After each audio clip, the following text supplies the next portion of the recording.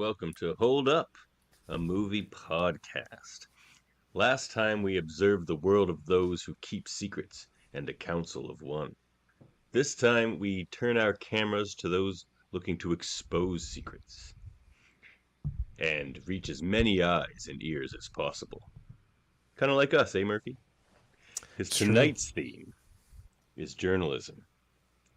And I am your host, Davan Skelhorn, and with me, as always, my co-host, Chris Worldmind Murphy.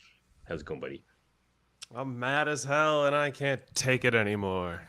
Is that right? I'm actually good. No. I'm, honestly, these movies weren't terrible. I enjoyed them to a degree. I enjoyed. Yeah. It's this weird. Is an interesting selection. Let's put it that way. It's weird, honestly. When I watch these films, my initial reaction is like, "Ugh, what a waste of time." And then I sit back and I reflect on them, and I'm like, you know what? Maybe it wasn't such a waste of time. Yeah, there were some good things that were highlighted. I was frustrated with how it was presented, sure, but I'm like that with movies a lot of times. Like I had a couple of visceral reactions to a couple of these movies, but that faded. Yeah. My visceral reactions to the first two movies were not. It was like, why do we, and. Well, we'll get into it. Yeah, we're gonna get into it. So here in what do we have for the people in Theater 1, Murphy? Down at Theater 1, we're looking at 1976 in the network, aren't we? Yep, starring Faye Dunaway, Peter Finch, William Holden, and Robert Duvall, directed by Sidney Lumet. Good old town of Sidney Lumet. Let's see what his trailer had for us, shall we? Let's do it.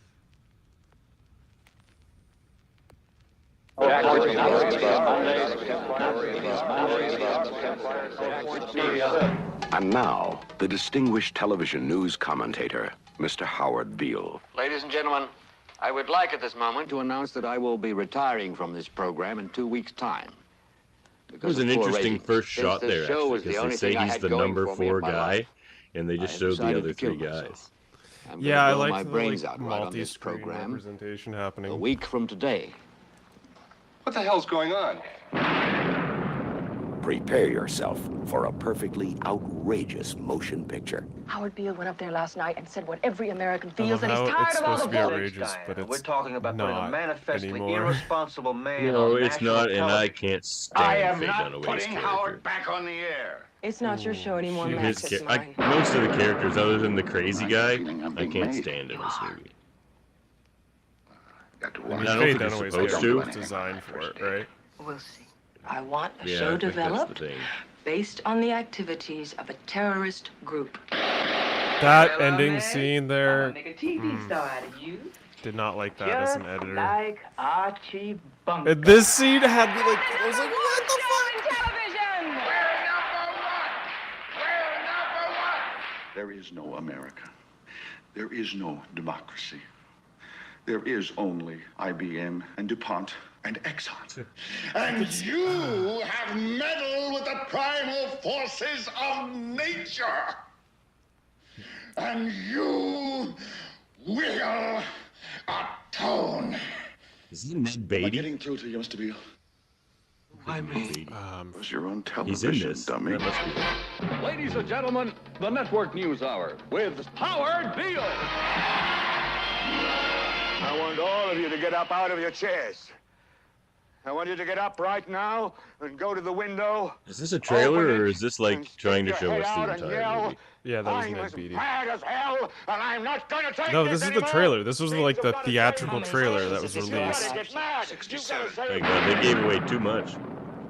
They always give away too much. Right now, go to your windows, stick your head out, and yell, "I'm as mad as hell, and I'm not gonna take this anymore." That might have been my favorite scene, actually. Yelling in Atlanta, Ted?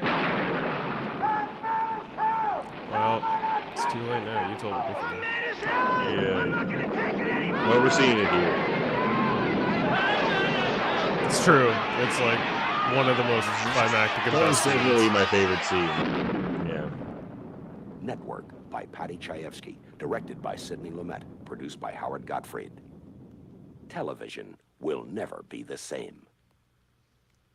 Well, you know what? That's prophetic somewhat, because So this prophetic. movie. Well, look, let's just do this. But let's just say there wouldn't be the third movie we're gonna watch tonight if it wasn't for this movie. I'll tell you that. Television was never the same. It's true. No. It's true. This was like this was the stepping stones for the final movie that we watched tonight. I love how it all comes Absolutely. together. I don't. I do, but I don't. All right, let's break out a little synopsis here for Network. I'm sure I have one. All right, Network. So we have Beale. He's the fourth.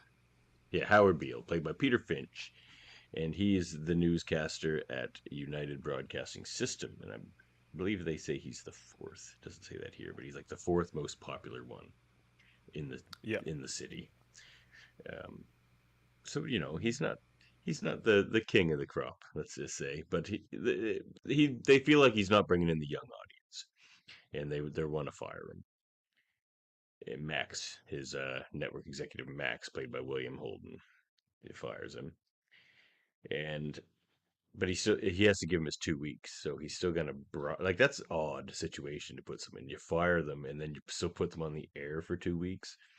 I mean, they're asking for it, really.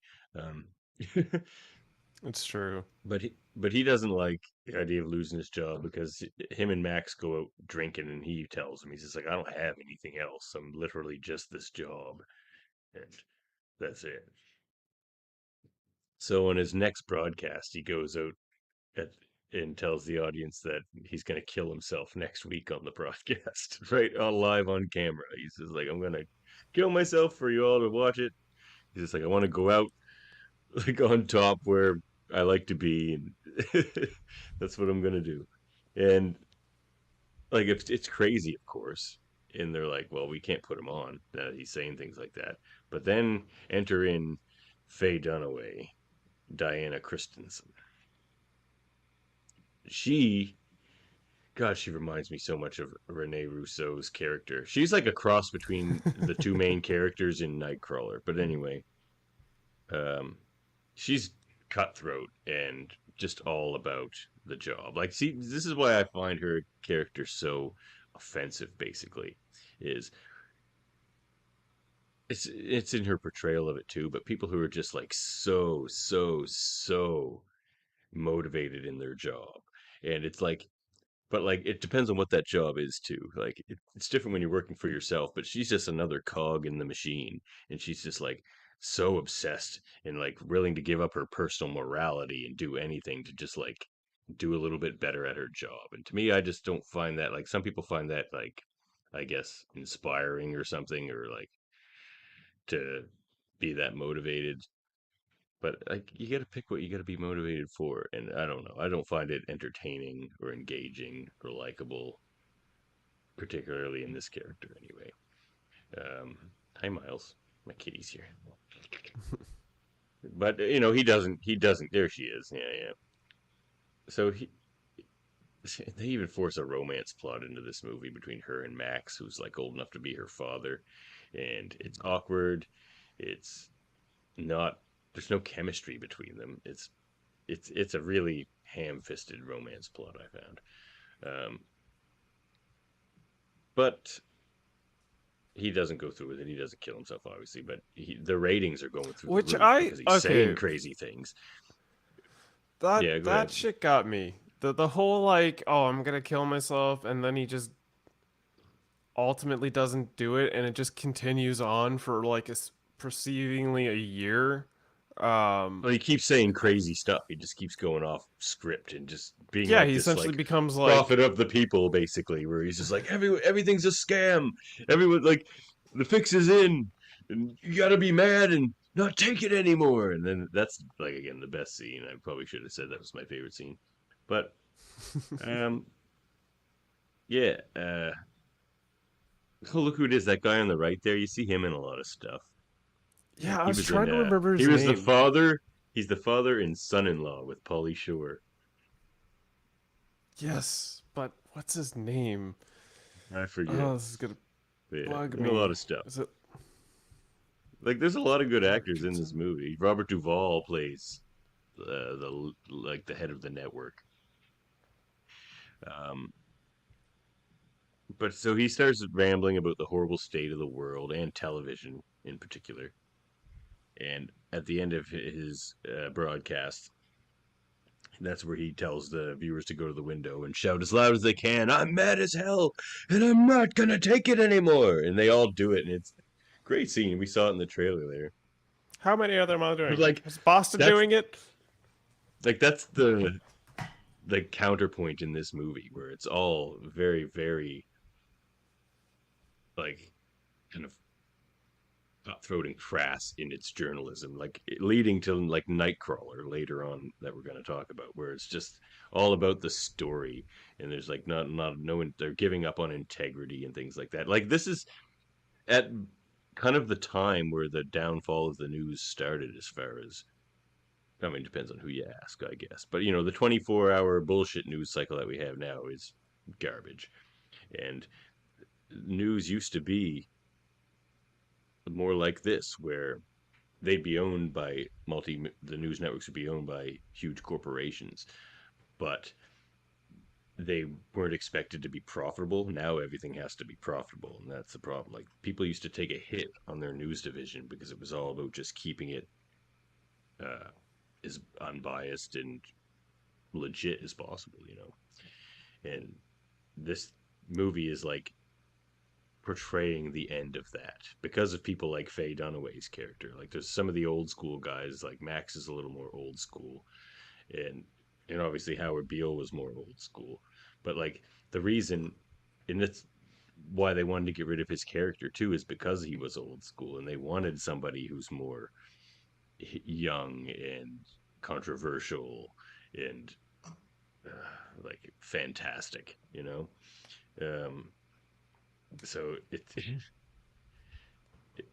God, this movie's depressing. Like, you like seeing the beginning of the end, you're like, oh no, this is where it happened. And then we get Nightcrawler. So yeah, they call him the mad prophet of the airwaves, and like I say, they force in the romance plot. It's terrible. That's pretty much the movie. He becomes the hottest TV personality in the entire country, and Faye Dunaway's character becomes, you know, like the shining light of the network for her intuition on keeping Beale on the airwaves. So that's it, though. That's the movie. That's okay. Okay. Basically, it's not a deep plot or anything. I mean, technically, there's a bit more to the plot than that. Yeah, okay. Well, he gets bigger and bigger. He's doing live shows. There's also, okay, I think you completely plot, just I think okay, stop right there. I think what happened here go for it. is you watched this film and you were so turned off by Faye Dunaway, you stopped paying attention to what her storyline was. Oh, I get what her storyline was. She looked up to Max when she was a student, and he was like the hot young news anchor. And then she's just like, "Oh, now I'm older. Now I can bang this old guy." But like, they had no chemistry. It wasn't interesting. They also had the weakest sex scene I've ever seen. This was like, she humped him twice, came, and then laid down. It was like, wow, that was that was supposed to be funny though. That was like a joke, because this is definitely like a satire. But like, compared to other satires we've watched, such as like Doctor Strangelove, this is okay. But the thing is, she was also trying to bring in new shows. Like, there was that whole like subplot where she was trying to bring in like radical like TV shows and reality TV shows as well, which also was a precursor to what things would be. This was very prophetic movie. Very much so. Like, it took 20 years or more for some of this stuff to come to fruition, but yeah. I was surprised to see Robert Duvall in this movie, and he looked exactly the same as he has Yeah, I know. I thought that same thing, and I laughed. That's pretty funny. I Yeah, was like, hey, it's Robert Duvall, and he looks exactly the same. He's well preserved. Well preserved. No, I loved it. Okay, so realistically, what happened? Hi, I'm gonna put you down. Why don't you take the plot from there, Murphy? Because all right, so basically, Howard Beale, he steps the stage and he wants to do the whole like I'm gonna commit suicide on TV, which draws in the audience and brings the numbers. And Faye Dunaway's character, I think her name was Christina. Diana. She sees the Diana. Sorry, she sees. Yeah, Diana Christensen. That's it. She sees the opportunity to become, jump on these ratings and ride the wave, and she sees the gold mine that Howard Beale is. She milks. And I get her character. Like she's like a female in a male-dominated workplace, and she's trying to like prove herself to them, and then prove herself to be better than them as well. But very much so. Again, and basically, I don't know if it's her performance or what, but I didn't find any of that interesting. That's fair, and obviously she is running this UBS, which is a fake news station next to like ABC, NBC, and CBS, and ultimately would become what we now know as Fox News. Weirdly enough, all the things that happened, but through the chaos of Howard Beale becoming wilder and crazier, and he would have these like rants and spiels on stage and just straight pass out. Just after he was done saying what he was done, he would straight pass out on no one would stage. check on him or anything, though. Everyone would just be like, "Yay!" Yep, just start clapping and pushing on the camera, like no big deal. Like he's clearly having a mental breakdown, and they're just exploiting it, and it's a bit nuts. So yeah, Faye Dunaway and William Holden, they get together and they have the weakest love chemistry. They move through. To the point where William Holden's or Peter Finch. Yes, Peter Finch's character. He's gotten so insane and too powerful for them to actually take off air because they need the ratings. So they're just like, well, what do we do with him? Like, well, they try to get him to listen to the big boss in one of my favorite scenes, honestly, and through the process, basically. Like, love this. And then you have the whole side story where she's trying to like run I don't even know what to call them, I guess. Like they don't quite say what group their name is, but I guess black radical sort of reality TV shows what she's trying to present, and this lady's has to follow Howard Beale, and she's losing her shit on Faye Dunaway's character because the numbers are dipping and people are starting to get bored of the ranting and stuff like that. And through that process, her and this old guy break up. He's like, I don't know, I'll figure it out. I'm like, well, who already lost his wife and everything because of it, didn't he? Right, and then in no word of a lie, this scene where they finish this scene where they kill him. It's just like clapping audience, clapping audience, clapping audience.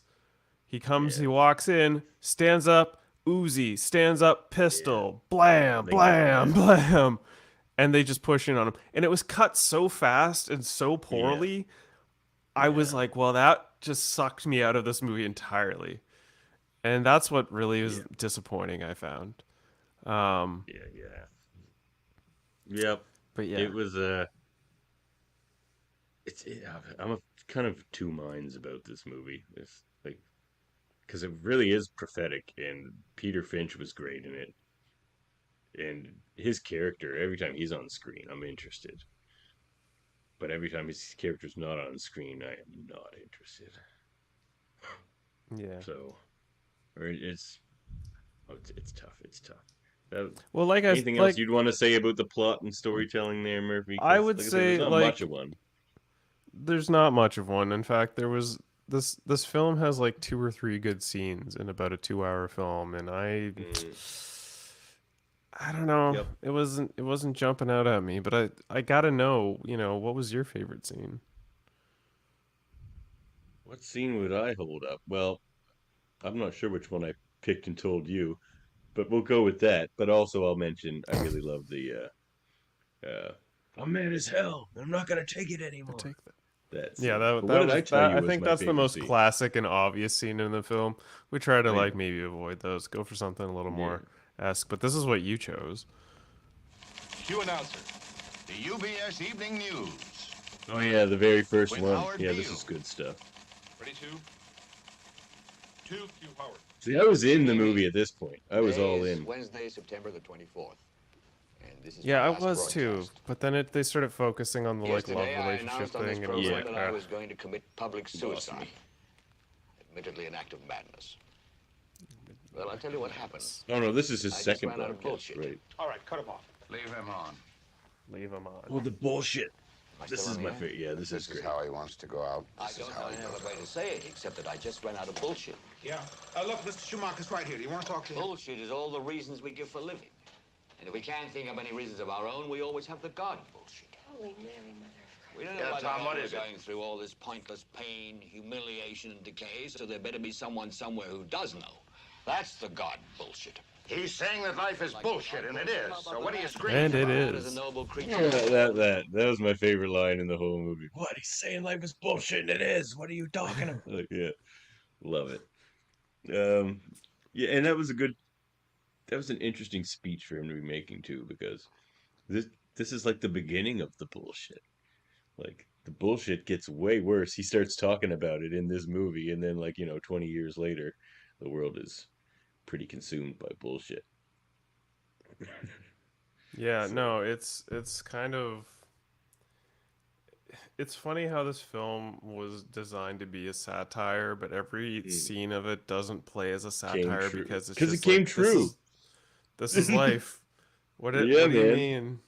What do you mean this Geez, is supposed to be a satire? I thought, is this not like supposed to be played straight? It kind of feels like it's played straight, but poorly. I think And yeah, it's might be wild. changing my mind on this movie a little. Let's what scene would you hold up, Myth? You know what? The one that I had that hold up was when he had to come to face to Ned Beatty's character. Oh yes, just because of the long kind of dark Yeah, table shot. Arthur Jensen. Like, oh, I it love is a that cool shot. It shot. was gorgeous. You have meddled those with old the like primal Tiffany forces lamps. of nature, Mr. Beale, and I won't have it. Is that clear? Is that You clear? think you merely stopped a business won't deal? have it. That is not the case. The Arabs have taken billions of dollars out of this country, and now they must put it back. And now they must It put is it ebb back. and flow, tidal gravity. It is ecological balance.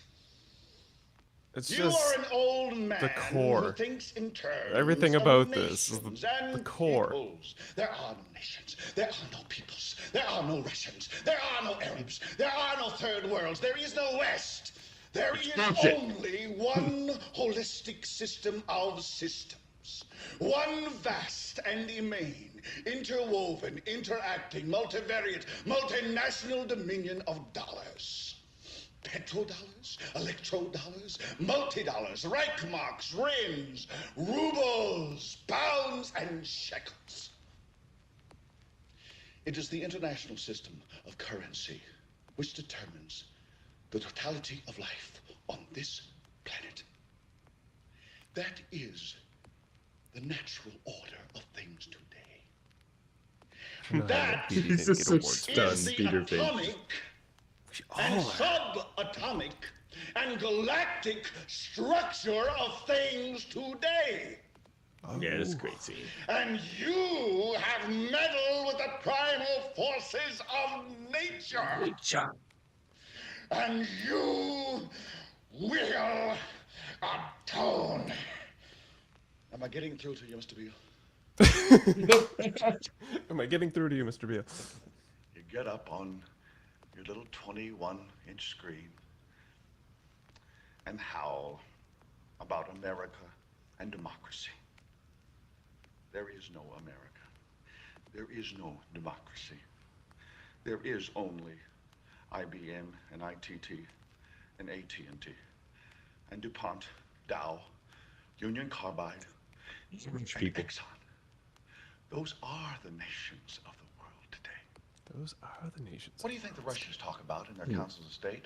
Karl Marx? They get out their linear programming charts, statistical decision theories, Minimax solutions, and compute the price-cost probabilities of their transactions and investments, just like we do. We no longer live in a world of nations and ideologies, Mr. Beale. The world is a college of corporations, inexorably determined by the immutable bylaws of business. The world is a business, Mr. Beale. The world is a business. It has been since man crawled out of the slime. Well, I hope this movie didn't manifest all this stuff into existence. Wouldn't that be wild? God damn. To see that perfect world in which there's no war or famine, oppression or brutality. It'd be nice. One vast and ecumenical holding company for whom all men will work to serve a common profit, in which all men will hold a share of stock, all necessities provided, all anxieties tranquilized, all boredom amused. Am I getting through to you, Mr. Beale? And I have chosen you, Mr. Beale, to preach this evangel. Why me? Because you're on television, dummy. Which is like that whole scene is like, is he the boss? Is he the devil? Is he God? Like, who is Ned Beatty there? Like, that's the thing. He says, like, later in that scene, he's like, am I looking at the face of God? He's like, you very well may have. And the thing too is he also says the line, because you're on television, dummy. And earlier in the film, there's a scene where he's all passed out and he wakes up and he's like, ah, okay, I understand. And he goes back on TV and he was like, I was told that I needed to be on here and I asked them why. I asked the voice why and it said to me, because you're on television, dummy. So he like thought of this before it happened, or like, I don't know. It was a wild little ride. It's just I don't know. It was probably my favorite scene, I would have to say. Which performance would you hold on? I mean, Peter Finch held it together, but really, it was Return it to Ned. Yeah, I'm gonna give it to Ned. Just for that one monologue. It was just long. for that one monologue. It won me over. Like, it had so much gravitas, so much humor, so much like the way he went, like, you will atone. Am I getting through to you, Ned? Like that ability. You will atone, Mr. Bill. Yeah. So good. Yeah. So I'll give it to Peter Finch then. This was his last movie. Yeah.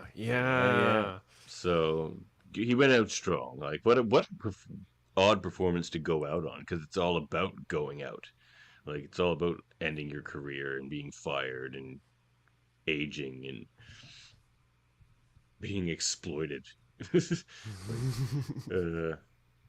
Yeah. What do you think of the setting aesthetic? I thought it was pretty cool. I thought it portrayed that table scene there. That looked beautiful. The table scene was the most gorgeous scene. Like, there was I'm not gonna take it anymore with the building and everyone, like they just keep adding to it. Like, another person will come to the window and it's just a static shot, but then you see another person and they all just start yelling it, and oh yeah, that's nuts. Yeah, and I love some of the television, like, stage scenes too, and how they kind of like the low angle, like that his set where he had to like walk in and like close the wall behind him, and he was basically like locked in this little desk. Like, I thought that was really a nice little touch, honestly. Yeah, no, it was well done. It's so weird. It's such a weird. It's two movies. Like, I feel like it's two movies. It's one movie that's trying to be, like, satirical, of course, but prophetic, and maybe not prophetic. That might be a bit egotistical on their part, but it's looking towards the future. It's predictive. It's trying to be predictive, and like it's just extrapolating on things they're seeing in their society in 1976, and it's just like, well, here's how it's going to spin out of control, likely, or could. And then the second plot, which is just the behind the scenes network / romance stuff. And it's just like, it felt like two different movies. I will admit, I could have done without the whole like romance plot. The only one thing that the romance plot really highlighted, which you're not normally getting, is the moment. I think it was the first time she slept with Max. the old guy, Max. Max. Yeah, the first time she slept with Max. Basically, what happened there? She sees the TV and then immediately sort of like hops up on the edge of the bed and like pays attention to the TV and is like totally zoned in and thinking about her job instead of like what is supposed to be that time. She does have one hilarious line though, which is when they're at dinner and she just goes, "Just so you know, I'm a terrible lay." And he doesn't care. He's super old, and this young hot chick that's super interested in him, so he doesn't really care if she's a terrible lay or not. So it's even extra She funny in for that fact reason. is a terrible lay. In fact, was, which it was hilarious actually how they paid that off. So like that was the one thing I liked with her and Max in it. It was pretty fun. Yeah, good shit. So Murphy, have you any morsels for us? Do I have any morsels? Well, I certainly do. I do have some morsels. Let me just pull those up.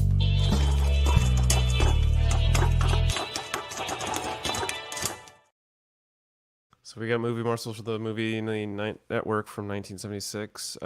Every one of Howard Beale's shows has the same studio audience. Note the man in the black vest with the long hair and a beard. Peter Finch was desperate to win the role of Howard Beale. Once he read the script, he even offered to pay his own airfare to New York City for the screen test. But Sidney Lumet was concerned about Finch's Australian accent. Finch won the part after sending Lumet a recording of himself reading the New York Times with a perfect American accent. I didn't even know he was Australian, so I was convinced. Yeah, neither did I. So it's kind of wild there. Yeah. The the on-air murder of Howard Beale was inspired by the real-life on-air suicide of anchorwoman Christine Chubbuck. Oh, I didn't know that was a real thing. Yeah, no, But neither did that I. also didn't make sense. Like the fact that two guys just showed up to gun him down. Like he didn't seem to be stirring up that kind of shit. Sure, civil unrest, somewhat, but it's like it was vague. Like who was he targeting? Like that would hire two killers to come get him, you know? Well, that's the It problem with that the that movie. didn't make That's any just sense to how it me. ends, Like there's no Yeah. explanation to anything. It's just like pop, pop, pop, pop, pop, and it's over. And it's like, okay, well, that was a waste of time. Yeah. Writer Peter Chayefsky was eerily prophetic in his screenplay in three significant Very. ways. First, the screenplay pertains to the going on at UBS, the fictional fourth network existing alongside the non fictional ABC, CBS, and NBC. In 1987, Fox became the real fourth network. Second, in her speech to her employees about her goals for UBS, Diane Christensen by Faye Dunaway says, I don't want conventional programming on this network. I want counterculture. I want anti-establishment, the type of programming delivered by Fox with its two debut series, Married with Children, 1987, and The Tracy Ullman Show in 1987. I feel like every network eventually gets a Faye Dunaway. Like somebody walked into MTV at some point and was just like, you know what? Who likes music these days anyway? Let's do reality shows and other bullshit. Like they all have one of these people and they all think they're so friggin' smart and they're not. They're destructive is what they are. Um, And Third, Diana Christensen's creation of the show about the Eucumen, sorry, Ecumenical Liberation Army and its criminal activities is precedent in the reality TV in that, as a result of the writers' strike of 1989, Fox started to run low on all new content. To replace it, the network brought the show Cops 1989, which featured police officers trying to thwart criminal activity despite very noteworthy predecessors such as An American Family 1973, which depicted the experience of the Loud family, and Scared Straight 1978 from Consider Cops in 89, the true progenitor of the long-running trend of reality TV. And director Sidney Lumet and screenwriter Paddy Chayefsky claimed the film was not meant to be satire, but a reflection of what was really happening. Beatrice Straight, which I is don't know Max's if I wife. buy that. No, you don't think it. I think You don't it's think pretty you feel like clearly it. a set. Like, it's not dripping in satire or anything, but like clearly all the Beale stuff is pretty satirical. And Ned Beatty, like, come on. But like Faye Dunaway's playing it straight for the most part. Yeah, she's definitely playing it straight. That's what I Speaking mean. of It's two straight, movies. It's the satire movie and it's the like behind the scenes movie or TV network movie. Speaking of straight, Beatrice Straight, who won the Oscar for Best Supporting Actress, was only in 2 scenes. The first, her only dialogue was "Wake up, Max," because Howard is gone, and the second was her 4-minute and 38-second diatribe against her husband's confession that he played by Holden, was having an affair with Diana Christensen. This was very good, actually. Yeah. This should qualify as one of the shortest screen times to win the coveted gold statue. It is impressive. Right? I mean, it wasn't even the best monologue in this movie, but it was very good. Like, I didn't like Max anyway, and I'm like, yeah, I totally get what you're saying. There, Max's wife. Since the entire movie was filmed on location, all the office building scenes at night in which the city outside was seen through high-rise windows had to actually be filmed at night without backdrops. The rainstorm scene outside Frank Hackett's office when he rants about Howard Beale's ratings was also real and had to be matched with artificial rain for the following scene in the script of Howard Beale as he's walking on the street and his soaking wet, disheveled appearance thereafter. Paddy Chayefsky wanted Walter Matthau or Gene Hackman for Max Schumacher. Not Hackman. Well, for Max, okay, maybe. Just Walter Matthau? That's weird. Seeing some young lady hook up with Walter Matthau would not play right in my mind. So weird. Yeah, I don't. Yeah, sorry, Walter Matthau. I love you. During rehearsal, Sidney Lumet noticed William Holden would not look Faye Dunaway directly in the eye during dialogue dealing with his fear of aging and death. Lumet told Holden to instead never break eye contact, and Holden nailed the speech in one take. Well, he was a big time actor back then, William Holden. His first appearance on this podcast, I believe. But the good thing about this podcast is a lot of things are showing up more than once. A lot of actors, a lot of directors. Like a lot of scenes, like the swimming cinema scene. history here, Murphy. This was our second movie in this podcast where we watched two men race in the water, except one was epic and in the ocean and kind of an alright movie, and the other one was in a pool in the next movie that we're going to you mean Gattaca? Yeah. The Gattaca swim? That swim scene in Gattaca was good. Gattaca just as a whole didn't work for me anymore. But the famous line is specifically written by Paddy Chayefsky. "I'm as mad as hell and I'm not going to take it anymore" became "I'm mad as hell and I'm not going to take it anymore" when uttered by Peter Finch, with the first "as" omitted. Finch had become so exhausted working on that particular scene he accidentally dropped the "as," causing writer Chayefsky much grief, but not enough to prompt director Lumet to change the film dialogue. It's better. Right? It's better. Like, no one is going to be that precise in their dialogue when they run to a window and yell, "I'm mad as hell." And, like, "I'm as mad as hell." It's just not colloquial. That's not how people talk. Maybe they did in 1976, but I don't think they did. I think Peter Finch nailed it. Yeah. So again, we got wrap these ones up. So Black radical Lauren Hobbs character is loosely modeled after communist activist Angela Davis.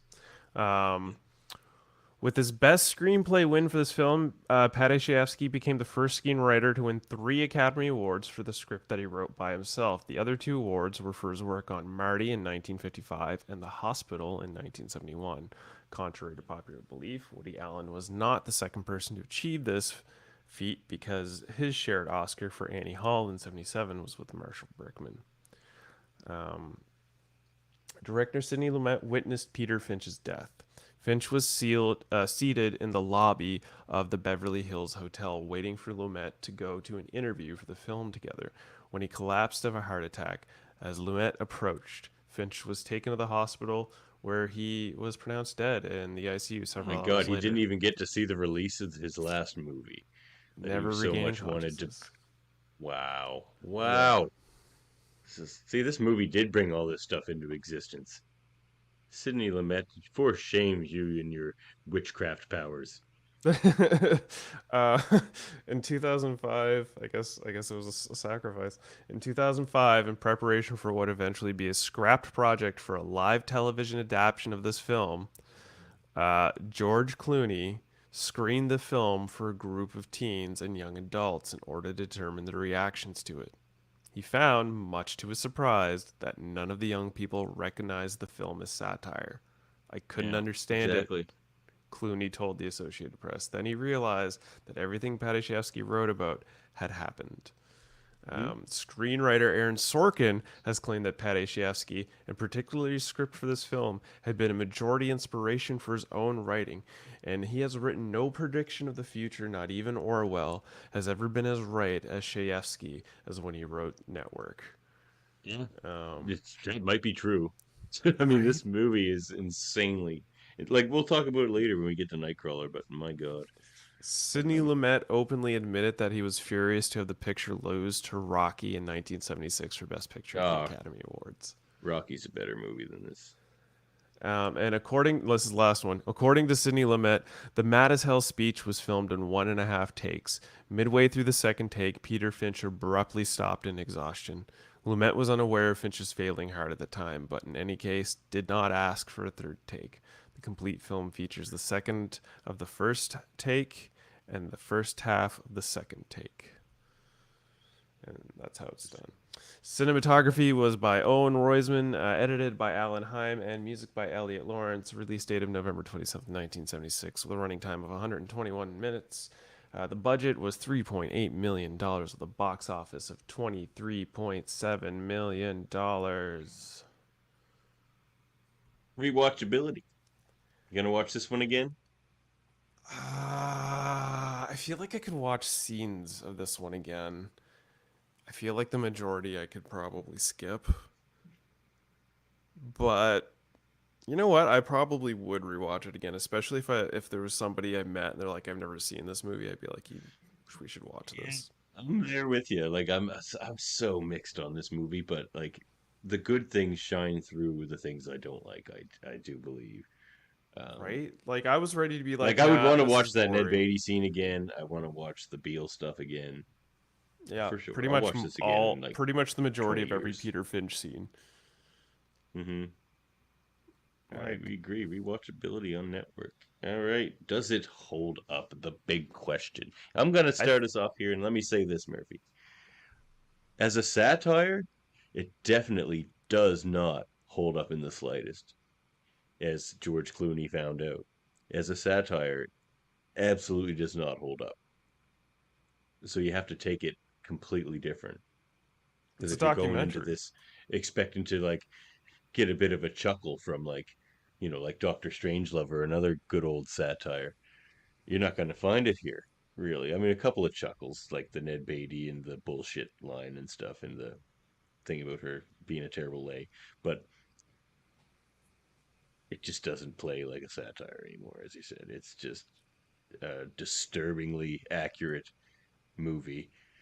And for that reason, it does hold up. Well, you know what? And the performances not are just great. a movie.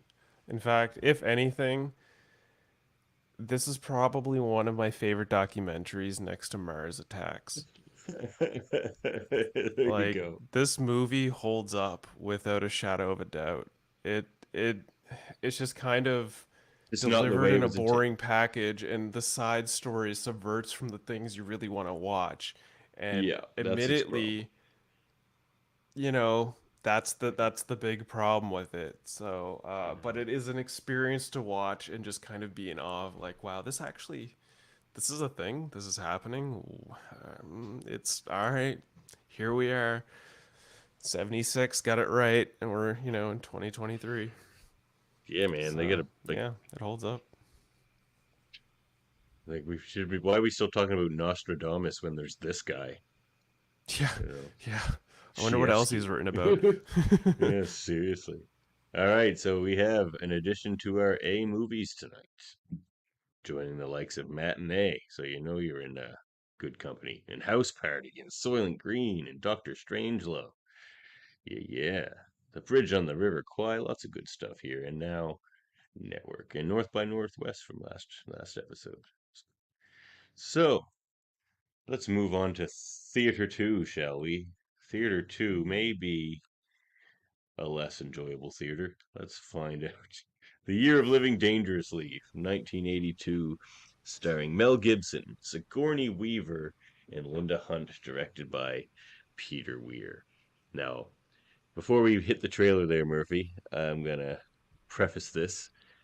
The reason I chose this movie is because, I don't know, for those of you who've never checked out my wonderful X-Men podcast, X-Rated, you have an X-Men podcast? Show. I sure do. What? And we interviewed the voice of Rogue, Lenore Zan, and in my rapid fire question round at the end of the interview, I asked her what her favorite movie was, and she said The Year of Living Dangerously.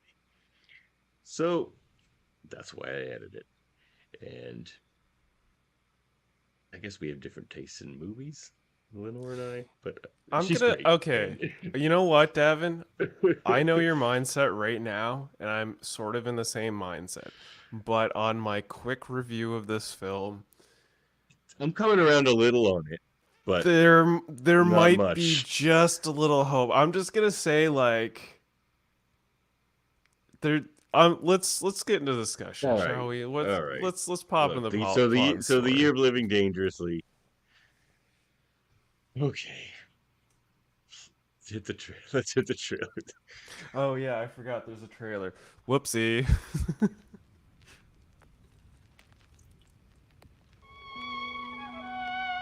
Oh, the trailer. Hamilton. Really didn't paint an exciting picture. Occupation, journalist. It was accurate. Carter, first assignment as foreign correspondent. A reporter on the way in. You're an enemy here, Hamilton. Like See, always. I'm sure we'll get into the good and the bad of this movie, but what's inescapable is that this movie is 99% boring. Hoping to bluff your way through. That's its issue. But you it's won't. Very boring. Guy Hamilton, right? Right. And we'll talk about Linda Hunt in a minute. Bryant, Gillian Edith. Her tiny back must be broken from carrying this film. As problematic as the role is. On the way out. Massively problematic, but well done. 3 weeks. To what? Oh, well, she's a good Then I actress. go home. Where's that? London.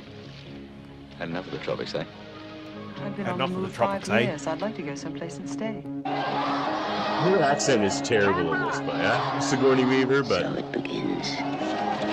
it's like this half British accent. That scene didn't wild. That was Yeah. probably one of my favorite scenes. Right there. The rock scene with the crowd, Yeah. the chaos. I'm not to give you some fantastic scoop. I just want you to save your life. If you let the story break, everyone will know it came from her. I can't let a story like that just lie. I was so distracted by Linda Hunt, and not in a good way, Use this. for most You of shouldn't this have movie. told me. Really? You are capable of betrayal. You're Not that her going to performance take a wasn't risk. good, but Just the her fact that that's character who she's motivations were very aggravating, I and gave like, you my what are you trust. doing? And there was So no you resolution to it. no, That's why I not gave you like. those stories. You There's think no are so resolution to important. almost anything in this. A lot of That's things my in this problem. film, which just makes it so aggravating. I made you Yeah. feel something about what you It brought. just felt like a bunch of scenes thrown together that don't really have connective tissue. What is it? What's going on? There's no reason to care about any of these characters, really. I don't want to lose you. Romance, again, ham-fisted, just like the last one. Would have been better without it. Even though this is supposed to be a romance movie, like that's one of its main points. Exclusive interview with the leader of the Indonesian. This is Guy Hamilton. Yeah, in the- Jakarta for ABS. I feel like Metro the Goldwyn romance presents portion a of new this film film by Peter ruins Weir. the obviously like Mel Gibson. important portion of this film. Yeah. Sigourney Weaver. Like, The Year of Living It's trying to, Dangerously. show the plight in Indonesia during this, what is it, Jakarta? regime. Yeah, like okay. Yeah. One, I had no idea honestly In the about 60s. yeah, like any of these events that happened as they were happening. Obviously for many reasons because I wasn't born until like the late 80s, but even still that guy had been running terror for what apparently was like 37 years. Autocratic terror all over Indonesia. So like this in fact this film wasn't even Like released most of in the Indonesia for communist like regimes of 33 that years. day. Yeah, so like it's just like and you go into watching this film and it's just like here's some like horrific looking slums and shit like that, and here's some scenarios that we're gonna start setting up, and you start getting this intrigue of you know of Mel Gibson's character literally like trying to report the news. One, I didn't even know that he was a part of an Australian television news network. I thought he was just a radio news No, guy. I did. They say that early on when he calls them, because one of the first scenes is one of the ones I like in this movie, where he's just calls back to the station. He does his report, actually, and he's like Guy. What is it, Guy Richardson or something like Guy something? His name is. I have that here. Hold on, Guy Smiley. No, not Guy Smiley. Guy Hamilton. Hamilton, yeah, So that's right. yeah, and he gives them his report, which is not even a report. He's just like, "Yep, there's communist uh party stuff going on and civil unrest and all this stuff," and he's just like, "Yeah," and signing off. Thinks he has this big report because he's there. He's just like, just because I'm here, relaying that information to you, even if it's information you already know, it's significant. And they're like, "No, man, that's a travel log, not a report. Get us something, basically." Because he's Yeah, the but I newbie. mean, There's a group of these international journalists, of which Sigourney Weaver is one, and they sort of have like an uneasy truce between them all. Okay, well, I'll get into the plot here. yeah, let's follow up on this plot. Give me your plot detail, and we'll start. So he's Guy Hamilton is a foreign correspondent for the Australian TV network, and he arrives in Jakarta on assignment, and that's when he meets all these other journalists and stuff, and Billy Kwan, played by Linda Hunt. So again, Linda Hunt is playing a half Australian, half Chinese male character. So interesting choice. I think it's actually half Korean. No, it's half Chinese. Half Chinese, Is it? half Australian. Yep. Okay. I've seen that documented in about 5 different places now. Okay. So, yeah. No, he, I guess the character mentions something about being from China in the movie as well. Right, okay. So here's the thing. Going in, I knew, because I'm quite familiar with Linda Hunt, and I knew that she used to play these types of characters just because of how she looks. Being, has some sort of dwarfism, and just character actor. Yeah, and just like an interesting look. So they would cast her as Asian characters and things like that. And it's just like, because we don't do that anymore, I found it a bit distracting. I gotta say, she's clearly like the best performance in this movie. Because normally I say anything Sigourney Weaver touches turns to gold, but that is not the case here. Her performance is pretty flat, I find. I was Mel waiting Gibson for that gold. isn't These three guys here, particularly these three like journalist guys were right douchebags. All of them. They were kind of funny. They were the funniest part. But like in another like I didn't find them funny whatsoever. No, they were like very so pig-headed creepy. and like gross. Like they just hire this one guy to come in and like tell Mel Gibson he's his father and like jump all over him and all this. Like it's really uncomfortable. They're exploiting poor people and they think it's fun. Like yeah they're not good guys. That's for sure. But yeah, no, there's Billy and Billy and Guy, they go for a walk through the slums, and he tells them about the story of like what's it take, or what's the measure of a man, I believe, or something like that. Not really, but it was not what the measure of a man. Sorry, I was watching earlier Deep Space Nine podcast earlier. So the problem Guy is having is his predecessor quit without giving him any of his contacts, basically. So he's sent there, and he has no way to get information or get contacts of his own except through Billy.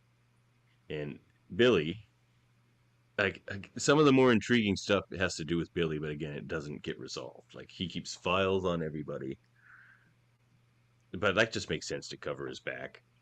But like he asks him about it, and he never gets an answer, and that's one of the more interesting things. And you have to wonder why Billy has all these contacts as well, because he has contacts with everybody. He's like, look, if you want to, he tells Guy, if you want an interview with like the head of the communist regime, or the lead general or something like that, he's just like, I'll get you one tomorrow, but just be sure you want it, because it's like, so none of that gets resolved. And so then Billy, who seems to, why is Billy so interested in Jill and Guy getting together? Like Billy's playing matchmaker and keeps mentioning the other to the other. Like, what do you think of Jill? Huh? Or like, and when he's hanging with Guy, or like hanging with Jill, he's like, what do you think of Guy? Pretty handsome, huh? Like, yeah, he's playing. Like, he's why do you like care? It's a weird. It's version weird. of Facebook. Like I'm not as like I understand it's a pretty good performance and everything, but I'm not super into Linda Hunt's performance of this character. I don't like this character's No, weird. it's very creepy and unsettling, but like no, not even being creepy and unsettling. It's just it doesn't make sense. Nothing in this movie makes sense to me. I don't know, maybe I'm stupid or something, but I just like couldn't follow anything that was going on. I was admittedly a little tired when I watched it, but it was making me more tired just by being boring and lacking connective tissue or exciting scenes or like interesting scenes. I didn't find a lot of that here. And it should be, because I'm interested in history and politics and all the things that and even journalism and the things that this movie's supposed to be about. But they sort of squander it with the romance plot and it's just so weird. Like I don't understand any of the motivations of the characters other than Mel Gibson, who's just trying to get a story. That's easy enough to understand. Okay. So I mean, so he finds out that the communist Chinese government is arming the PKI. So that's his big scoop. And Jill. Oh no, Jill gives this right. Jill gave that information to Guy to save his life, but he wants to cover the communist rebellion that will occur when the arms shipment reaches Jakarta. So like he's just like, I'm not going to tell anybody because it's better for me if this actually happens. And that's when Billy and Jill cut off contact with Guy, and he's left hanging out with the American journalist. And then like fast forward, he shows up at Billy's house, and Billy's like thrown out a window, which just kind of comes out of nowhere. And like they all just happen to be there. Like Jill sees it too. It's just like everybody happens to just be there when Billy's getting thrown out this window. Okay, I feel like you're missing some pretty heavy plot points here, my guy. Like you're just all over the board. What's going on tonight? So was this movie. I think. Okay. So basically, what happens here is Guy Hamilton comes to the country, and he's looking to break the news on all the things that are happening in Ijinita and Sukarno's order. He can't get any leeway with any of the other journalists, and he teams up with Billy Kwan. And Billy's like, "I'll be your eyes, you be the words, and I'll get you where you need to go." Murphy. Huh? You don't need to rehash all the things I just said. I said that Yeah, stuff.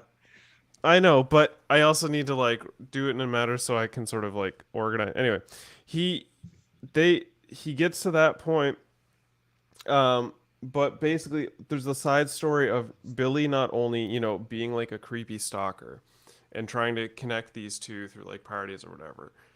Sigourney Weaver, and this is the big diversion of the story. See, this story is highlighting all these atrocities and then immediately diverts and takes away from them by starting to go in the route of a love story and following Sigourney Weaver and Mel Gibson. And Sigourney Weaver's character is basically a spy working with British intelligence and she lets it slip to Guy Hamilton that the PKI is coming to attack, and everybody's gonna get out. Yeah. In this process, Billy Kwan, while this is all happening, is also taking care of an Indonesian mother and her child and trying to keep them like protected and stuff like that. Yeah, he gives them the like, did you adopt the kid? He's like, no, I just like pay for everything. He just gives them money because he feels bad for them and he wants to see them better. And he tells her to go to a doctor because they're drinking like shitty well water or shitty river water that's just like filled with like cholera and shit like that. Like just absolute poison water. Why didn't they hire just a Chinese actor to play this character? Why did they get Linda Hunt? It's because so distracting. Nobody played the character like the director wanted, and Linda Hunt did the deal. You know. Yeah. So anyway, all right. Billy Kwan's character, or Linda Hunt's character, Billy Kwan, is trying to take care of this family. Encourages the mother to go to a doctor, which the reason I didn't bring that up is because none of that has anything to do with anything. Well, okay, but no, there is a reason to bring this up. There is a reason to bring this up. Because this is the driving force for why Billy Kwan goes to a hotel room and like breaks his love for Serrano. Up until this moment in the movie, he thinks that Serrano is a great dictator and he's doing the job and he's trying to help the people. He's kind of brainwashed. He's even telling the other journalists all this stuff. But in the meantime, he's trying to take care of this like mother and their child, and the mother doesn't. I don't know if she doesn't listen to him or if it's too late. They don't elaborate on that, so it makes it very hard to care about that censorship. All you get is he gives her money in one scene, and then later in the movie, he goes back to them, and she is having a funeral for her son, which is like head to toe, like nude and like bathing in like flower water. And I was like tapped out of the movie at that point. I was fucking done. I was like, nope, this isn't necessary. This movie just feels exploitive and for nothing more than to drive the story of a love story. Yeah, exactly right. Like all these little nuggets of seriousness they throw in there. None of that has any weight. None of that has any. It's not that it doesn't have weight. It has weight. It has weight. Weight's not the right word, but it has nothing to do with this story. Well, it does and it doesn't, right? It's basically it's emotional strings being pulled by making you like invested in what is a poverty story and everything that's like wrong with it. But they don't give any resolution to any of the poverty story. It just compounds. That's not what the story's about. It's just a setting. They're setting a setting. All this it is, but they milk the setting for a romance. Right, right, exactly. Yes, but like, yes, I get that. Yes, it's a setting. It's a setting that they exploit like a lot, and it's to an uncomfortable degree. And while they're exploiting that, Billy Kwan's character goes into trauma state. He's watched the child that he's cared for essentially die, and in his sort of trauma state, he sees there's like this this wagon of rice that gets cut open, and while that rice is being fed, I had this in the slides earlier, but I must have cut them out. Anyway, there was this rice that was being fed, and there's like this little girl eating rice, dry rice and dirt because it's all the food, and he's just like looking at him. And there's a scene later where he's like looking up at Sukarno, and he's just like, he's just devastated, and he gives up. Yeah, this is it. It's all here. Why did all this get any? Yeah. Yeah. And this is what leads him ultimately to his demise, because he's like, well, this Sukarno isn't everything, and he just wants you to, take care of the people, right? And that's what leads him to the hotel, because he sees all these people, and he thinks about the kid. So he goes up to the floor, and he knows what he's gonna do is a death sentence. This is anti-propaganda towards the theocratic state, The guards come rushing the door, and he faces his death, and they push him out the window, which was kind of a doll, you could tell. And then you just get this scene. It seemed too fast. It seemed too fast. It is. It snowballs, because this is the end of the seriousness. This is all the weight of the seriousness of this movie. This is the final act for all that stuff, because everything else that follows it is more or less just kind of like weak follow through, like earlier in the film we had like we had Mel Gibson and Sigourney Weaver having a love trot in a car and stuff like that, right? They were like, while he's trying to like independently figure out. There's so many weird. I don't know why this got out of order. This shouldn't be out of order. She tells him same with about my these description things. of the movie. Yeah, pretty much, right. They go for a joyride, after meeting each But other. that's the thing about this like, movie. No scene in this movie lasts longer than like 45 seconds. It's just jump, jump, jump, jump, jump, jump, jump, jump, jump, jump, jump. Like, yeah, it's nuts. Like this love story is like it detracts from the whole seriousness of the situation, which infuriated and aggravated me to a point where it's like she tells him, "Yo, the PKI arrived," and he's like, "Well, I can't. I want to tell the story, but I don't want to implicate you, so I need to find out independently." And he goes on an independent journey to find out. This guy's been working with the PKI with the whole time, basically, has been working next to the journalist. So he takes him to this like, I don't know, house in the hills, we'll call it, where there's this family living. They have some green tea, and he watches his girlfriend basically paddle a couple leaves out of the water. Which this one of the scenes I was thought was really weird. She's like trying to. It looks like she's trying to clean the pool with a wooden sign, and they try to make it all like pretty and picturesque, and she just dives into a dirty pool anyway.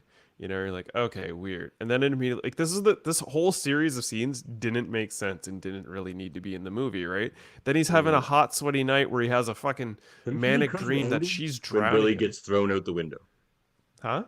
That could have Billy get thrown out the window could have been the end of the movie. It really could have. It really could have been the end of the movie, because the movie goes on for another like almost half hour after that, and this is what's happening after it, right? This movie was, I think, 2 hours, but it felt like 3 hours. This scene I liked because of just the scenery. Like, this is obviously beautiful. On location. I think this isn't. They were actually filming in Manila because they couldn't do it in the Indonesia. Jakarta. Yeah, Jakarta. That's what I meant. And yeah, this scene where he meets up with the reporter and they get drunk, and I'm assuming this is where he gets his independent info about PKI arriving or whatever. And then he does his shtick with the wanting to sleep with the street workers, and that guy like pushes him out, and then there's just like one kind of crazy scene after another, But yeah, it really could have ended with Billy just ending it, But they kept it going. He ultimately hears. Okay, so this is where it also falls apart, because Guy Hamilton, he's like, no, I'm gonna stay and do the story, and there's all this sort of craziness and stuff happen, and he proceeds to just walk up to the gate like he's got the biggest stick in the room, not like there's an entire army, only to have this guy chase him down. And this is the moment he apparently hits him. When going through this frame by frame, he doesn't even get close. This is as close as he gets with the end of the gun. Mel Gibson's reacting before even it gets hit. This is the only shot. Didn't even hit his hand. Didn't even hit his hand. It hits the fucking air. But then they cut to, Mel Gibson bleeding, and, they drive away, and he's one-eyed because he's got a detached retina. He spends the rest of the movie with an eye patch. Basically with an eye patch. And then he gets to the point where he's like, no, I got to get to the airport. You know what? Fuck all this. I'm just going to go to the airport. On their way to the airport, we watch this lineup of people just get machine gunned down. Again, another exploitive moment of the movie to drive home that, hey, they're in an autocratic state. So these guys, he flashes the ID. The PKI guy's sweating his balls off. And then they're smiling and laughing not 10 seconds after they just witnessed like 12 people lose their life. And he drives to the airport, and that's the end. He hugs Sigourney Weaver at the door. That's the end of the movie. And I felt frustrated. I felt frustrated and mad watching this happen, because I was just like, what the fuck was the point of this movie? I wanted to like it, but like... The point of this movie was to set a intense setting for a romance. I guess so. Like... It's so a couple white people can go have a nice romance in the just during the like despair and exploitation and starvation of brown people. That's what this movie is. And it sets up all this like, Billy Kwan might be a spy or might not be a spy, but he's ultimately just not. He's just a weird guy that keeps profiles on everybody. And then in his ultimate downslide of madness, he goes up to the table of all the like creepy journalist guys and calls them out, including the fat one, for basically being a pedo. And the pedo guy as well, he's like, well, what's it matter? I'm getting on a plane tomorrow. You know, it's just like, oh, this feels dirty and gross. You should get your comeuppance. Yeah, man. But they don't. They don't get their comeuppance. Nobody does, except for Billy. Right? Except, and I mean, did Billy really deserve it? I don't know. Like, he was a weird guy, but I don't think he deserves it. It depends on what his backstory is that we don't get. It's like, what has he done? You know, we don't know. Well, that's the thing. They don't entirely go into that. There's just so much they don't explain, and it's just an aggravating slice of life. Well, which scene would you hold up?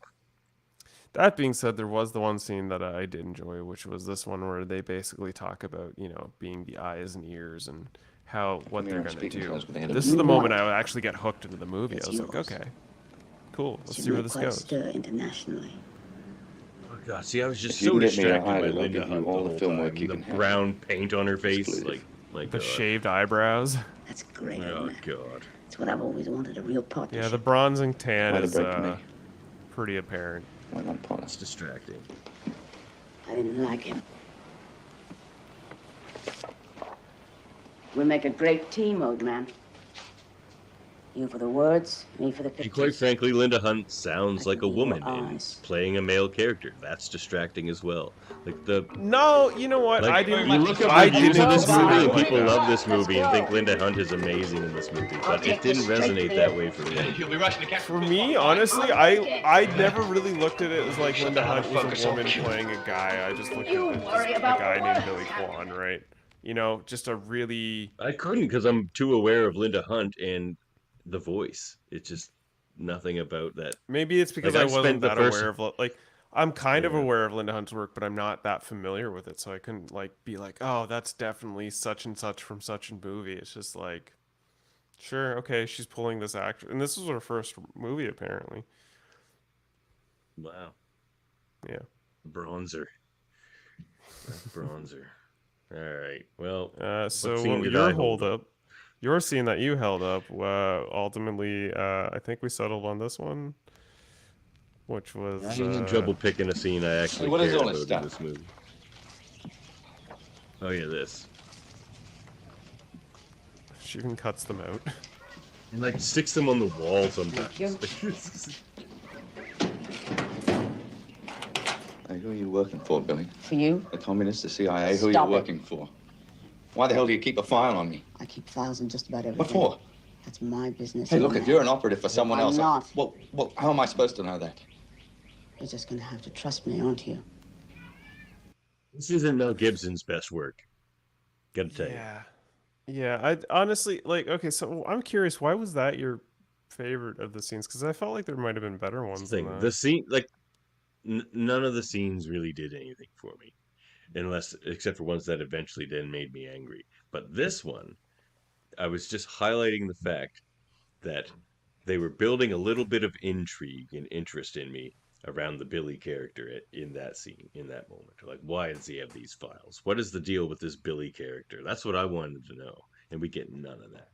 So eventually this is squandered too. But like where this movie would try to pull me back in on the odd time would be things like that. Like, what's the deal with Billy? Like, but they want you to focus on Sigourney and Mel, and I don't know, those two are kind of charisma vacuums in this movie, and they don't have chemistry. Yeah, there's a reason these two never worked together in another film again. Maybe they didn't get along, and that was maybe it came through. But yeah, so like I say, I had the scene. Murphy couldn't find it, but I also mentioned might be my favorite is just when he calls back, gives his report to the Australians. They're like, "That's shit. give me something better." Yeah, they said it's a travel log. They respond. Which performance would you hold up? I mean, Linda Hunt, I guess. Like, yes. Maybe the guy that was like, I don't know. I don't know what his name was. I don't know if they actually gave him a name, but he was also, yeah, just gonna go with Linda Hunt. It's really not. I don't know. It's weird. It's weird. It's a weird film. It's a weird slice of life in exploitive and sets up everything but doesn't explain anything, and you're supposed to feel good about it, but there's nothing to feel good about at all. Well, apparently, which is almost kind of makes it more weird. Apparently, Guy Hamilton is based on the writer of this. It was based on a novel. This movie, Guy Hamilton's based on his brother. Yeah, I got some movie who morsels served that as a explain journalist, but like. So that almost makes it worse. Instead of telling a serious tale of the trials that his brother went through as a journalist during this crazy time in this crazy place, he just like wants to like fanfic a romance for his brother in a movie. Like it's I think weird, what happened here is because like so weird. this was Australia's most expensive budgeted film at the time. They were like, well, we got to have a romance flick to bring in the American audience because they felt like that was the thing at the time. So there's probably a reason why they like went so heavily in that direction. Yeah, there's a reason they force romances into every movie because they think, and it's very sexist to think so, they think that's all women want to see in movies, or they think the female audience demands romance in everything. And I don't think that's the truth at all. So, try harder, people. That's what I think. Setting aesthetic. I mean, it feels like a real world. It feels so okay. It feels so real world that I had to question like, did they actually just shoot slum streets and were like, yeah, that's it, we're good, we don't need to do anything. But from everything I could tell, no, I'm just kidding. I think they might have 20 too. years but after like the events, it's really hard to tell. But like, from what I could tell, and everything I could read, all the sets were. You know, they shot on location, but every background performer was a background performer, even though they looked like emaciated poor people that literally walked out of their sheds with cups. Like, why are people shooting cameras at us? Do they have food? You know, it's like it was really hard to tell, but like when I was going through the screenshots, I was like, okay, they kind of looks like sets. Like they kind of look. Some of those people maybe look a little healthier. Then I don't know. Me? This movie was filmed in Perth, Australia. Oh, dude! Like a bit of it was filmed in Australia, like later portions, but those were, you know, the generally like more smaller dinner scenes or whatever. Anything that was happening the swim race outside location, yeah, right. The big swim race. Anything happening, the big swim race, and anything happening outside the locations and on the streets and what are slums, like those were apparently shot in Manila. So I don't know. There's a lot of like this feels too exploitive for me to want to like feel like I'm getting like an important history lesson. Like it made me look up Soprano and the crap that he pulled. And thank fuck he's no longer in power anymore. So yeah, whatever. Sukarno.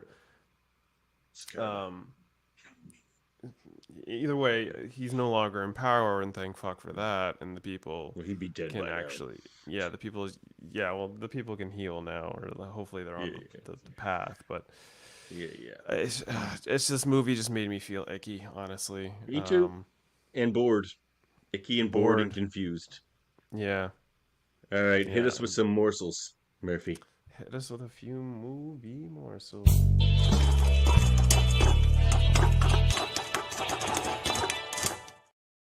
So we got The Year of Living Dangerously. With a budget of $6 million, this was, at the time, one of the most expensive and ambitious Australian films ever undertaken. Filming in Manila was halted after 3 weeks due to death threats to the production. Reportedly, these were directed at Mel Gibson and Peter Weir. The threats alleged that the film was intended to be anti-Islam for the protection and safety of the cast and crew. The whole production. I think they mentioned Islam in the entire movie. Like not once it was even of all brought the things up. To be pissed off about in this movie, that ain't one of them. Yeah, it's like there's maybe one scene where there could be perceived as Islam, and that was like the death scene, because there was like one shot where it looked like there was like a group of people in burqas, but they were in some sort of like funeral shawl. So maybe that's the one thing I could think of even close to being Islam, but otherwise, yeah. But for the protection and safety of the cast and crew, the whole production moved to Sydney to complete principal photography. The move was costly and put a huge strain on the picture's art department. Mel Gibson has said of threats to the film, it wasn't really that bad. We got a lot of death threats to be sure, but I just assume that when there are so many, it must mean nothing is really going to happen. I mean, if they meant to kill us, why send a note? Gibson, if anyone's used to death threats, it's him. No. Yeah, for real. Indonesia banned the film until 1999 for its graphic depiction of Suharto's bloody rise to power. The first screening in Indonesia was November 6, 2000, 2 years after Suharto was forced from office after his 32 years of autocratic rule. Jeez, he lasted that much longer. Yeah, doesn't that just... yeah, that's terrible. It just drives you gears. Maybe they shouldn't have got distracted by the romance in this movie and got a better point across, but maybe, just maybe, if they were able to do that, who knows? According to the January-February 1983... at the feet of a movie, but still. Yeah, according to the January-February 1983 edition of American Movie Magazine, Coming Attractions, during filming, at one point during a reenactment of the 1965 storming of the American Embassy, the action became so real that pistols were shots were fired over the crowd to restore order. When more than 1,000 extras got carried away hurling stones at the building. This incident, along with a bomb threat from militant Muslims, precipitated the crew's return to Australia ahead of schedule. So that riot got so out of hand that they're like, okay, we can start shooting guns to calm everyone down. We started a riot. God. Yeah, basically. Tells you they didn't hire actual extra actors. They literally just pulled people off the street. They're like, start hucking rocks at that building, would you? Yeah, we'll give you $10 each. Yeah, $10 a rock. They're like, really? Actors Joel Grey, Bob Balaban, and Wallace Shawn all auditioned for the part of Billy Kwan. I was going to say that earlier. I was going to be like, another person who always got cast as Asian people is Joel Grey. He used to play a lot of Asian characters too, because again, he's a little diminutive white guy.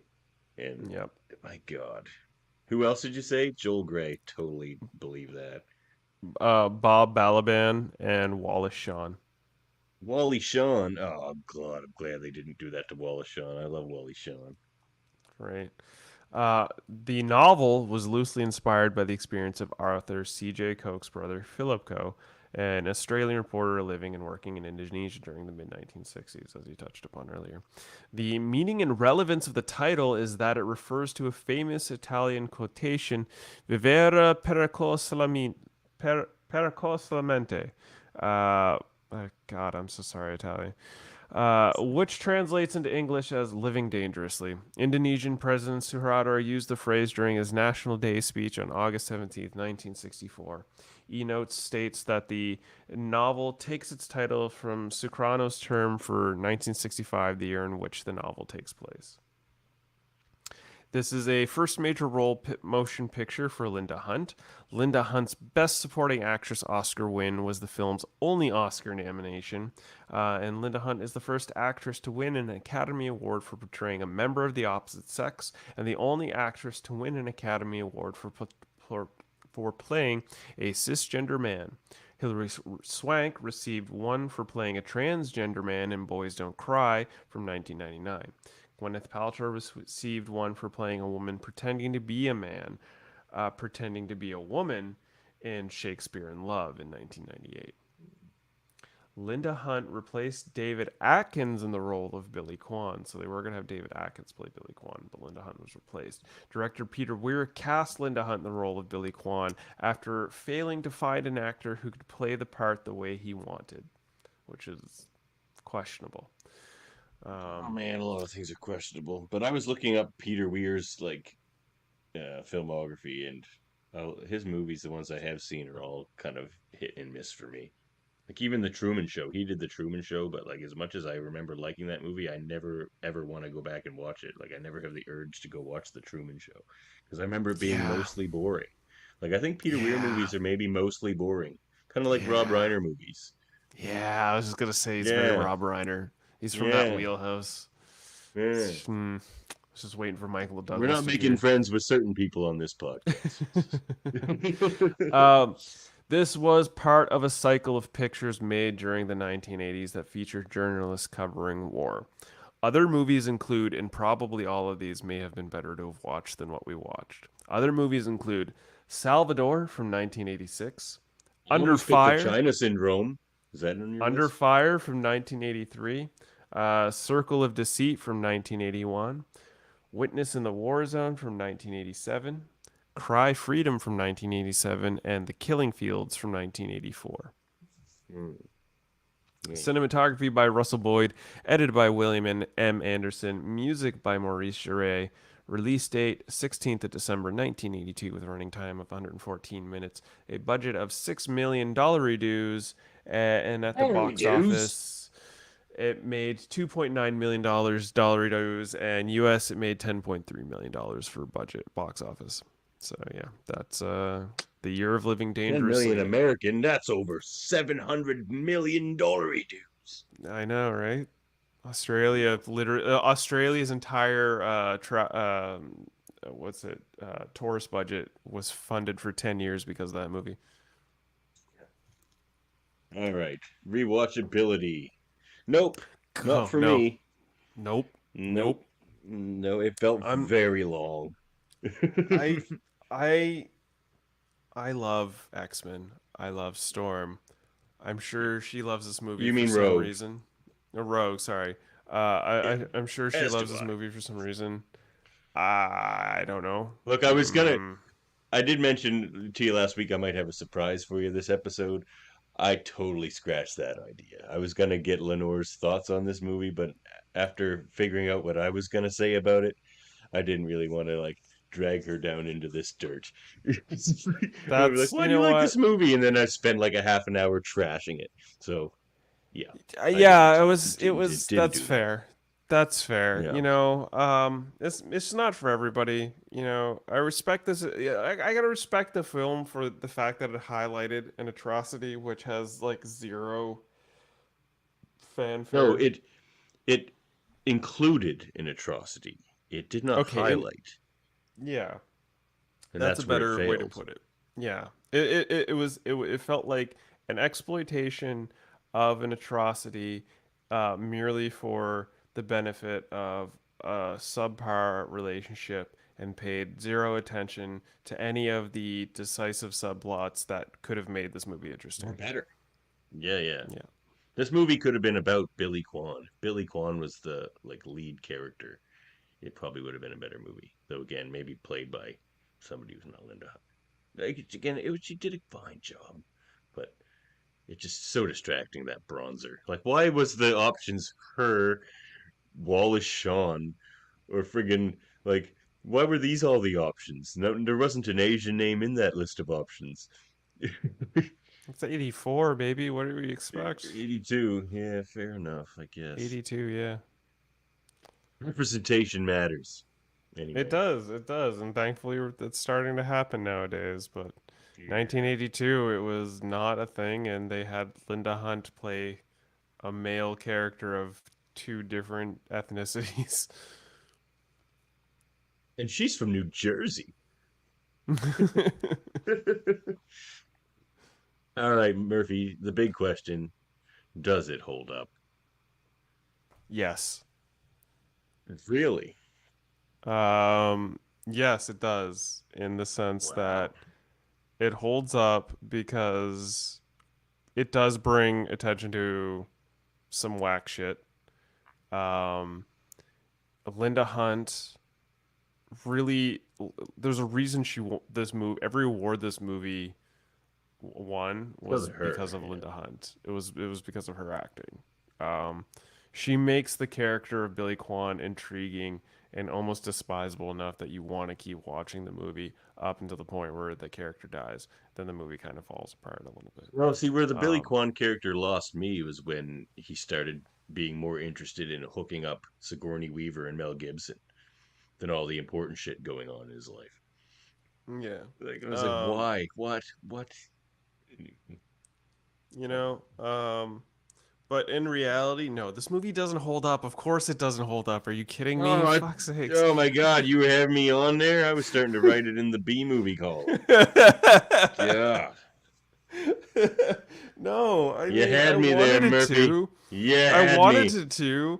There's reasons I wanted this movie to hold up, but like at the end of the day, you fooled Willie. You fooled Willie. It just, at the end of the day, it really doesn't. It's just it's marred, you know, and it just tries to throw a lot at you, but it just doesn't pay off, and it had screenplay issues. Like, whoever wrote the screenplay, I don't think, like, maybe it was better in novel form, not sure, but the screenplay did not translate well to screen. I don't know, maybe William M. Anderson's editing probably could have not helped the movie either. Like, it was so slowly paced that, like, it was hard to want to hold attention to, like you said. So yeah, no, you join the ranks of I Heart Huckabees and Shithouse and Southland Tales and Atomic Blonde, which is just like glamour shots. You know what, to be fair, it was a Mel Gibson movie, and this is what I expected from the moment I watched the trailer. I was like, this is going to be atrocious, and I did not want to watch this movie. It's half the reason why we're kind of late on this episode. We should have been on last week, but we weren't because like I had things to do one, and I did not want to fucking spend 2 hours of my precious little time I had watching this. So I was just, I pushed it by a week, and hey, it's okay. That's the joy of this podcast. You know? It is. I've come to this stinkers. podcast would suck if every movie we picked is awesome. Like, it's true. And you know what? It's not the point I've come with some stinkers. In my personal opinion, not all of them. You don't quite agree, but I think that comes in. You had at least one good movie, didn't you? Lincoln. Well, I think I got Lincoln, and I feel like Nightcrawler's in the books. I feel like Nightcrawler. I like Nightcrawler. Let's talk about it. Yeah, head into movie 3. Nightcrawler from 2014, starring Jake Gyllenhaal, Rene Russo. I always enjoy Rene Russo. Riz Ahmed and Bill Paxton, who I definitely always enjoy. And it made me sad because, you know, he died recently, and this was probably the first movie I've seen since then that showed like an older Bill Paxton. So that was kind of sad. And directed by Dan Gilroy. Yes, this was Dan Gilroy's directorial debut, if you will. It's a strong opening debut, that's for sure. Yeah, so before I pop into the plot, you know, give you a little breakdown of the synopsis here. Just give me your initial thoughts on Nightcrawler. What did you think? You gonna hit the trailer? Oh my God, I always forget about that part. I'm gonna remember this soon enough, I swear. I'll start hitting the trailers. You start doing the synopsises because you're better at it. Maybe that'll be the case. Do you see access to this? I don't know. Much like this trailer, it's fast-paced. I'm looking for a job. In fact, I've made up my mind to find a career that I can learn and grow into. Who am I? I'm a hard worker. I set high goals, and I've been told that I'm persistent. And I'm thinking, television news might just be something I love, as well as something I happen to be good at. Oh, he was so haunting. Now, I know that today's work culture no longer caters to the job loyalty that could be promised to earlier generations.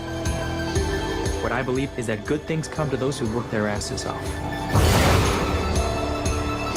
And that good people who reach the top of the mountain didn't just fall there.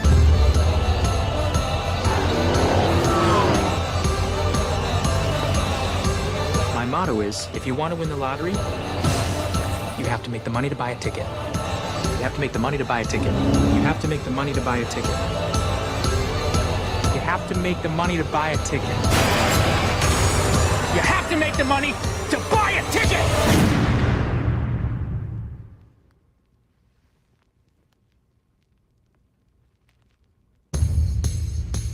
those weren't even scenes from the movie.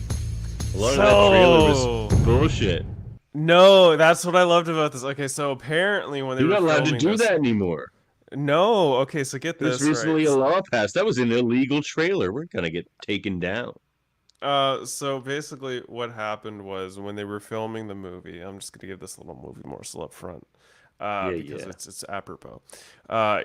Basically what happened is Jake Gyllenhaal decided to say that line, if you want a ticket to buy a movie, you gotta make the money. He said that line in every scene they filmed because he knew it would probably cut really well together for a trailer. But he only says it once in the film, which is at the beginning of the film, which also happens to be my favorite scene. So, yeah. So we got opening thoughts. You asked me about my opening thoughts. My opening thoughts Yeah. about this movie is there were at least 10 times when I wanted to shut it off, and I couldn't. So that's a strength of the movie. Because you wanted to shut it off, but you're like, yeah, it's just like, but it's interesting enough that you want, or at least it's a bit of an engrossing movie in a way. But here's where it fails for me. Well, I'll get into that maybe later. But I will say in this opening thought, I generally don't care for Jake Gyllenhaal in movies. Even as Mysterio, a character I love. I mean, I was fine with his portrayal of Mysterio, but in the comics, like, I love Mysterio. But like, I don't like Donnie Darko, and I haven't really enjoyed the things I've seen Jake Gyllenhaal in. So there's that. So they have that working against it. Two, I generally don't like movies that are 2 hours long, where 90% of it is a character I don't like. Yeah, there you have it. This used to talk, but I guess the batteries are dead, isn't it? But like, I hated his character. You're supposed to, but like, I'd rather follow for 2 hours a character I like in some way, and that's not what this was. And the other place where, actually I will say it now, where I feel like it failed is it's too much Jake Gyllenhaal's character. Like, it is a lot of Jake Gyllenhaal. I'm gonna spoil a plot point in the movie here for a second, but when there comes to a point where he kills his coworker, his buddy. That's a pretty big plot point, but yeah. Well, whatever. We're here and we're spoiling everything on this show. But my point is, there's no reason to care that he did that. They don't give us one scene with that Riz Ahmed character to make us care about him. Like, there wasn't one scene where he's not, like, just being the guy next to Jake Gyllenhaal and just doing what he says. No, I wouldn't say that. I would. They didn't, like, they should have gave us one scene with him in his regular life away from Jake Gyllenhaal. Well, okay, but his regular life is he's homeless. You know, like, that's show us that's that. the whole thing. You know, that's fair. I mean, okay, yeah, that maybe. Like, there's no reason to care about anybody. There's no reason to care about Bill Paxton, except for that I love Bill Paxton. There's no reason to care about Rene Russo. There's definitely no reason to care about Jake Gyllenhaal's character, but that's the point. Well, that's the whole point of the film. You're not supposed to care about anyone. It's his point of view. It's the point of view of a sociopath. Exactly, but if the whole movie is just him basically terrorizing everyone around. He's not even terrorizing anyone around him. He's just out to gain absolutely for is himself. terrorizing everyone around him. No, he's not terrorizing. He's gaining for himself. He's terrorizing Rene Russo. He's not terrorizing Rene Russo. Okay, he is terrorizing Pushing somebody into sex, threatening her job, doing all this shit. It's not that he's threatening not terrorizing. He's not terrorizing the guy he hires and then makes do illegal shit. This is terrorizing. He's not terrorizing people by, like, forcing crimes to happen. He's not terrorizing cops by sending them into situations where they're going to get killed. He is a living, breathing terrorist. And all he does in this movie is terrorize other people for his own gain. He's a complete narcissist. I hate narcissists. So, like, this character pisses me off. See, I just looked at him as a narcissist be a narcissist. Really him a terrorist. Yeah, likely so. He's a sociopath, but he's committing acts of terrorism all over the place. And, like, okay, well, this is getting to be more than quick thoughts. This is just you getting to fucking blow your brains out about how much you hated this film. So how about you shut up for 2 minutes? I hate this film. I told you I couldn't turn it off. So we start off with some chain link fence breaking action where Jake Gyllenhaal is seemingly cutting. He's trying to be too cool, though. I think that's my problem. It's trying to be too cool. It's a Dan Gilroy film, man. I don't know what to tell you. Doesn't mean anything to me. It's 2014. Everything's trying to be cool post 2000s. You're just, I guess. Yeah. Anyway, what I appreciate though is it's not super exploitive like the last movie. Because I mean, it is exploitive in certain degrees, but it's got a driven story and a point. Like it's. I just not mean just in the way pointless. the way I often rag on modern movies for being, like how I predicted everything exploitive in Atomic Blonde that would happen before it happened. Like in most modern movies, you would have seen sex scenes with him and Rene Russo. 100% you would. But in this, they didn't go there, and I appreciated that. So like it's not trying to be too sexy and too cool, you know what I mean? It didn't push that too far for me. Cool. All right, cool. So the film starts with Jake Gyllenhaal cutting open some chain link fence, which I was a little confused about. I was trying to figure out why he was doing this since the other side of the fence had no chain link fence. I'm like, well, he's not trying to cut through it. He's not trying to go through somewhere. I thought this is where his filmmaking journeys. But he ultimately gets caught by security as he's stealing steel. He's a thief. He's trying to get scrap metal. He assaults the security guard and takes the watch, which is, meant to be a thing, so you don't feel sympathy for this character. Dan Gilroy did not want any point where you would feel sympathy for the arc of this character. Which is good, which is why I didn't shut this movie off, for sure. Yeah, like, they didn't want to give him a backstory or any of that. They're just like, nope, this is his moment, this is his life. So he proceeds to, get to the scrapyard, and he, at this point, you start to see that this character is very persistent and driven, and he wants to succeed at things by any means necessary. He has read like every book on that type of thing possible. Like he's constantly quoting motivational speeches in business tactics and things you read in like how to do well in business and like these types of books. Like he reads all of that shit. Yeah, so while he's trying to sell himself to try it and potentially get a job at the scrapyard, he's like, listen, I'll even intern, if it would mean getting my foot in the door. And this scrapyard owner is just like, I don't hire thieves. And Jake Gyllenhaal just nods his head and walks out the door and proceeds to drive away. What was his game there, though? Why would he want an internship at a scrapyard? It makes no sense to his character. Because he's looking for avenues. He's looking for somewhere to find success, but an internship at a scrapyard is not that. Well, when you're in, have you ever been to Los Angeles? No. I've been to Los Angeles for a brief 24-hour period, and that was a hellscape in and of itself. If you're living in Los Angeles trying to make money any way you possibly can, you're looking for any means necessary to make a job. So he's thinking, oh, maybe I can work at a scrapyard and I'll have some sort of income. So he's just trying to find a job. This is more or less nothing more than to show you that he's trying to find work by any means necessary. That's why he's trying to become an intern at a scrapyard. He's looking for any means necessary to get money. He wants to be a successful individual. He wants to buy the money. He wants to make the money to buy the lottery ticket, as he says, But, the scrapyard dealer turns him down, so he proceeds to drive away. And in his driving, he's like, dude, I'm not hiring a thief. You're here selling me stolen shit. Exactly. Yeah, I don't hire thieves. And he smiles and he walks away and he proceeds to drive away. And in his contemplative driving, he comes across what appears to be a highway accident. And he decides to become a looky-loo. He pulls over and he just sees what goes on. And as that happens, a news van comes up, and that's when we get introduced to Bill Paxton's character. Yeah, the Pax. And he comes out and he starts filming, and he tells the other guy to get another angle, and it seems very vulturistic and very gross. And for an individual like myself, I am a freelance filmmaker. The entire nature of this film, I was immediately hooked.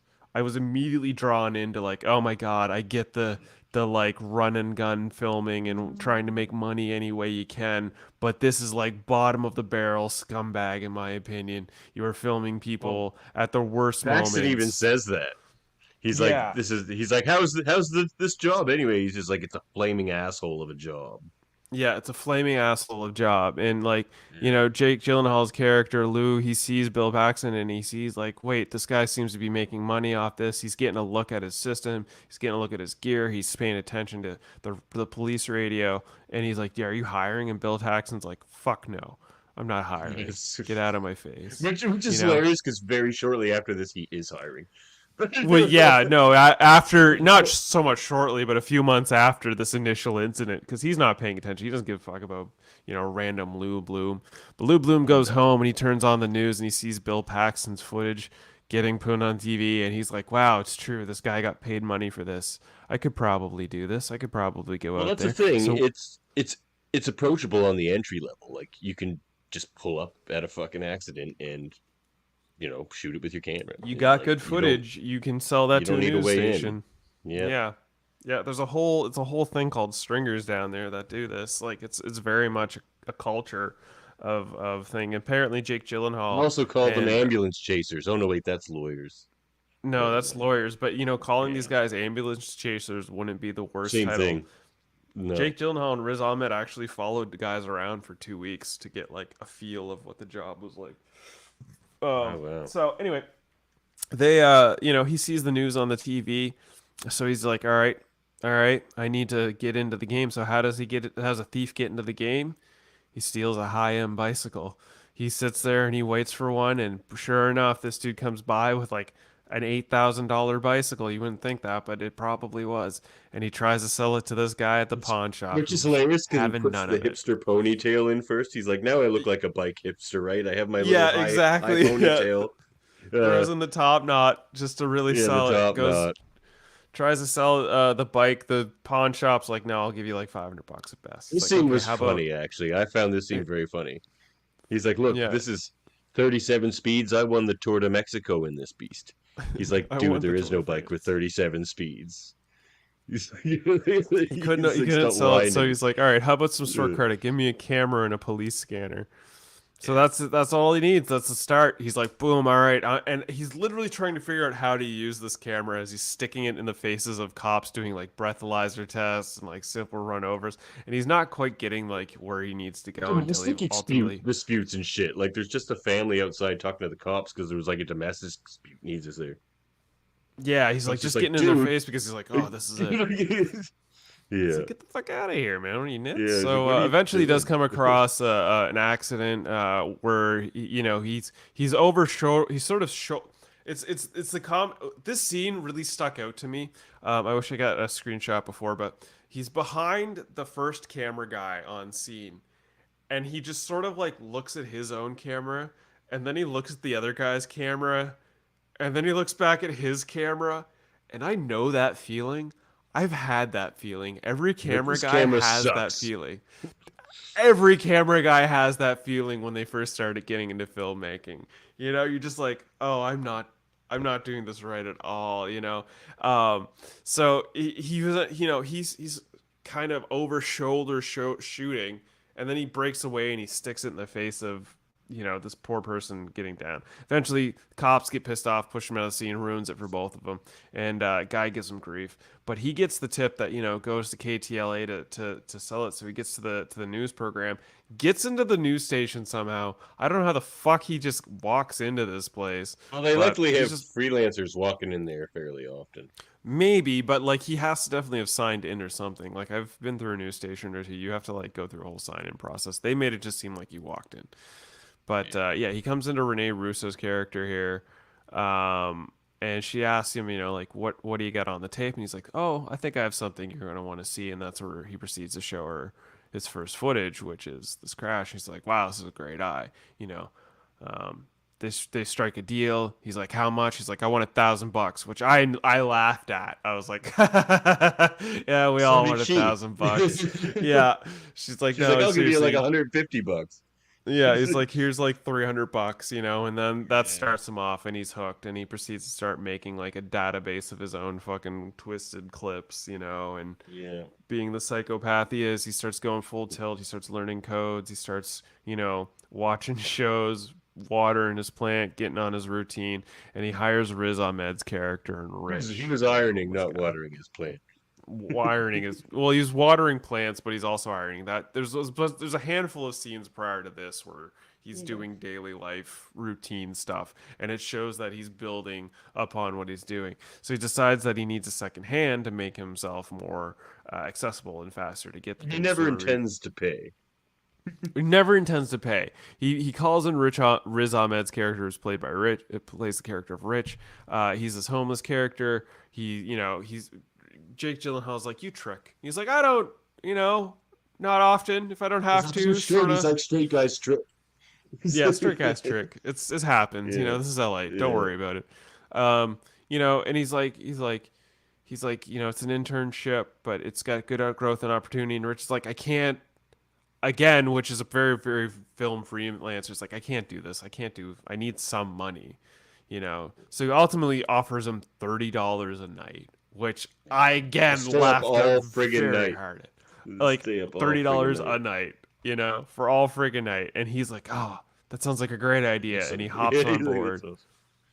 So these guys start sticking together, and while they're filming this, apparently they would stay up all night and eat like energy drinks and snacks and stuff to give that really strung out look while they're doing their whole like spiel. But they finally get their first call together. Rich is all confused and he's pressured by it. And they're trying to get to the spot, but they get there too late. And Bill Paxton rubs it in Jake Gyllenhaal's face, which these two have a heart to heart. And this is another scene that I really liked. And it was probably, if I didn't pick the scene, which I did pick, I would have picked this one. And I kind of wish I did pick this one. This scene I liked because he's like losing it at Rich, but he's also like, listen, I'm an understandable man, and communication is the key to success. And I just always need to know. does that with with Rich, though. That's manipulative, like gaslighting bullshit. Like it is manipulative gaslighting bullshit, but it was also presented in kind of ways like, okay, he's kind of crazy, but he's also understanding because Rich goes, he's just like, just don't rush me, and he's like, don't rush you. Okay, I can work with that. I won't rush you. And he proceeds to have he understands that, and they proceed to have a working relationship. So they go on to the next scene, and he comes across that's this just a part of his manipulation of that character. Like, yeah, it is a part of his manipulation. I'm not saying he's not manipulating him a little. He's just throwing out those little like carrots. Yeah, but like it's those things. It's those moments in the character that make you kind of want to be like, okay, maybe okay, I can relate to that character. I could relate to this character up to a certain point in this film. And it's when he starts like breaking into the people's homes and like moving their pictures next to bullet holes and getting inside shots. And that's when it starts picking up for him. He shows up to that motor vehicle accident and like the guy like dead or dying on the road wasn't in the shot he wanted, so he grabs him by the feet and like drags him. That's coming up, right? Like, that's coming up. What? That's an like this is the first scene before that. This is the scene where he starts manipulating. He starts like getting into the scene a little more and pushing things around, like pictures and stuff. Yeah, on the fridge. Getting really grimy, and like this producer guy who he's just like, no, this isn't right. But Rene Russo's like, whatever. Now this scene between them, he basically starts laying out his grand master plan of how he wants to run LA's biggest news production on the street coverage, and he's going to run this business and all these things that he's going to get and he's going to want. And he's telling Rene Russo's character this, and she's just kind of like awestruck by it. So he goes into horror with the Echo Park, and then it's just one thing after another, which leads to him getting a brand new car. And it's been months, and it's been like 2 months of time where he's been getting news stories and he's getting paid to the point where he gets a new car. And I got to think to yourself, like, has this guy been getting $30 a night for 2 months? This guy gets a brand new Dodge Charger, and he's like, "Yeah, $30 a night's still good." And that's what happens. To him. Riz Ahmed character mentioned that to him. He's like, "You keep getting all this shit. I need a raise." Yeah, and there's this one scene where he's like, "Bed, bath, and talking about my performance review. Where's my performance review?" Yeah, I know, right? This is the scene where they get ahead of the cops, and this is his first like getting ahead of the cops. So he's like, okay, so he drags the guy into a better lighting, and just and this is where I'm out. This is the moment of the movie where I'm like, okay, you shouldn't be doing these things, and this is also the moment in the movie where I'm like, my heart is in my throat. I'm on the edge of my seat because I'm like, what is this guy doing? And he gets the shot, and he knows he's got the shot, and he's got gold, and he walks past Bill Paxton's character, who's like, what's happening here? he gets his money and he basically goes to Rene Russo, is like, let's have dinner, and they proceed to have dinner, even though she's spotting blood on his shirt and he seems very sus. And we get the whole scene with Bill That's Paxton what and Rene exploits Russo. her into sex. Yeah. And Bill Paxton's character attempts to come to Jake Gyllenhaal's character and offer him, he's getting another van, he's going to do a multi thing. And Jake Gyllenhaal's like, yeah, no, I'm going to keep going my own way. Louis Bloom is going to ride his own ship into the sunset. So while doing that, he has dinner with Rene Russo's character. And this was very Dennis from the Always Sunny. He talks this woman into sex. There's a hard implication that's never shown, which is what I loved about this film. Like, it's not. I like that they didn't show it. I love that they didn't show it. He's like, next time I'm at your house, you're gonna do the things I ask you to. Like, yeah, exactly. Next time we're alone, you're gonna do things. Yeah, that's gross. like the big scene. But yeah, he immediately after this scene where he goes from the dinner and he's demanding that they basically, have sex, like it's gonna happen one way or another. You don't get any of that payoff visually, but it's all implied, which well done, masterful storytelling. We get to the next one where he gets nothing and he comes back to her and she rips into him and he knows it and he's got garbage. So it proceeds for him, which is one of the better scenes where he freaks out at this fucking mirror and breaks it in such a manner that it like lands. Yeah, that was cliche. Like, that shows to show that he hit his breaking point. So the mirror broke. That was too on the nose. Like, that kind of visual shit only works in comic books. It was just too on the nose. I think it was a great shot. I liked it. I enjoyed it. I thought it was a cool scene. I was like, that was a dope shot. Like I watched that shot and I thought it was dope. in a movie and opening up a freezer. It's like, yes, because they have a cold heart now. It's like, it's just too obvious. That was a silly scene. I actually rolled my eyes when he smashed that mirror. No, I like that one. Apparently he cut his hand really badly on that scene. Yeah, and then they lead to where he decides to take out Bill Paxton's character by doing a little automotive alterations to his van.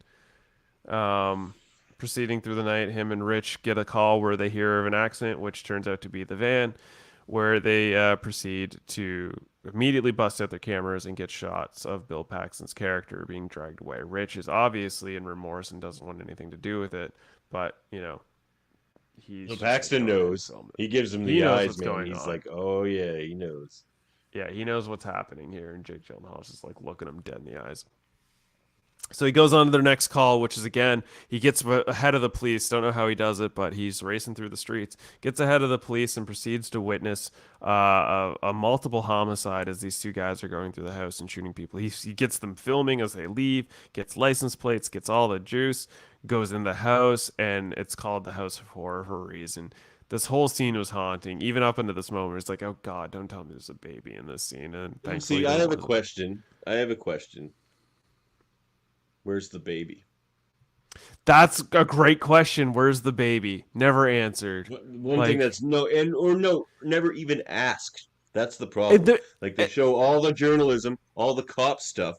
Not one point do they say, "Oh my God, they've probably kidnapped this baby. There's probably a missing baby."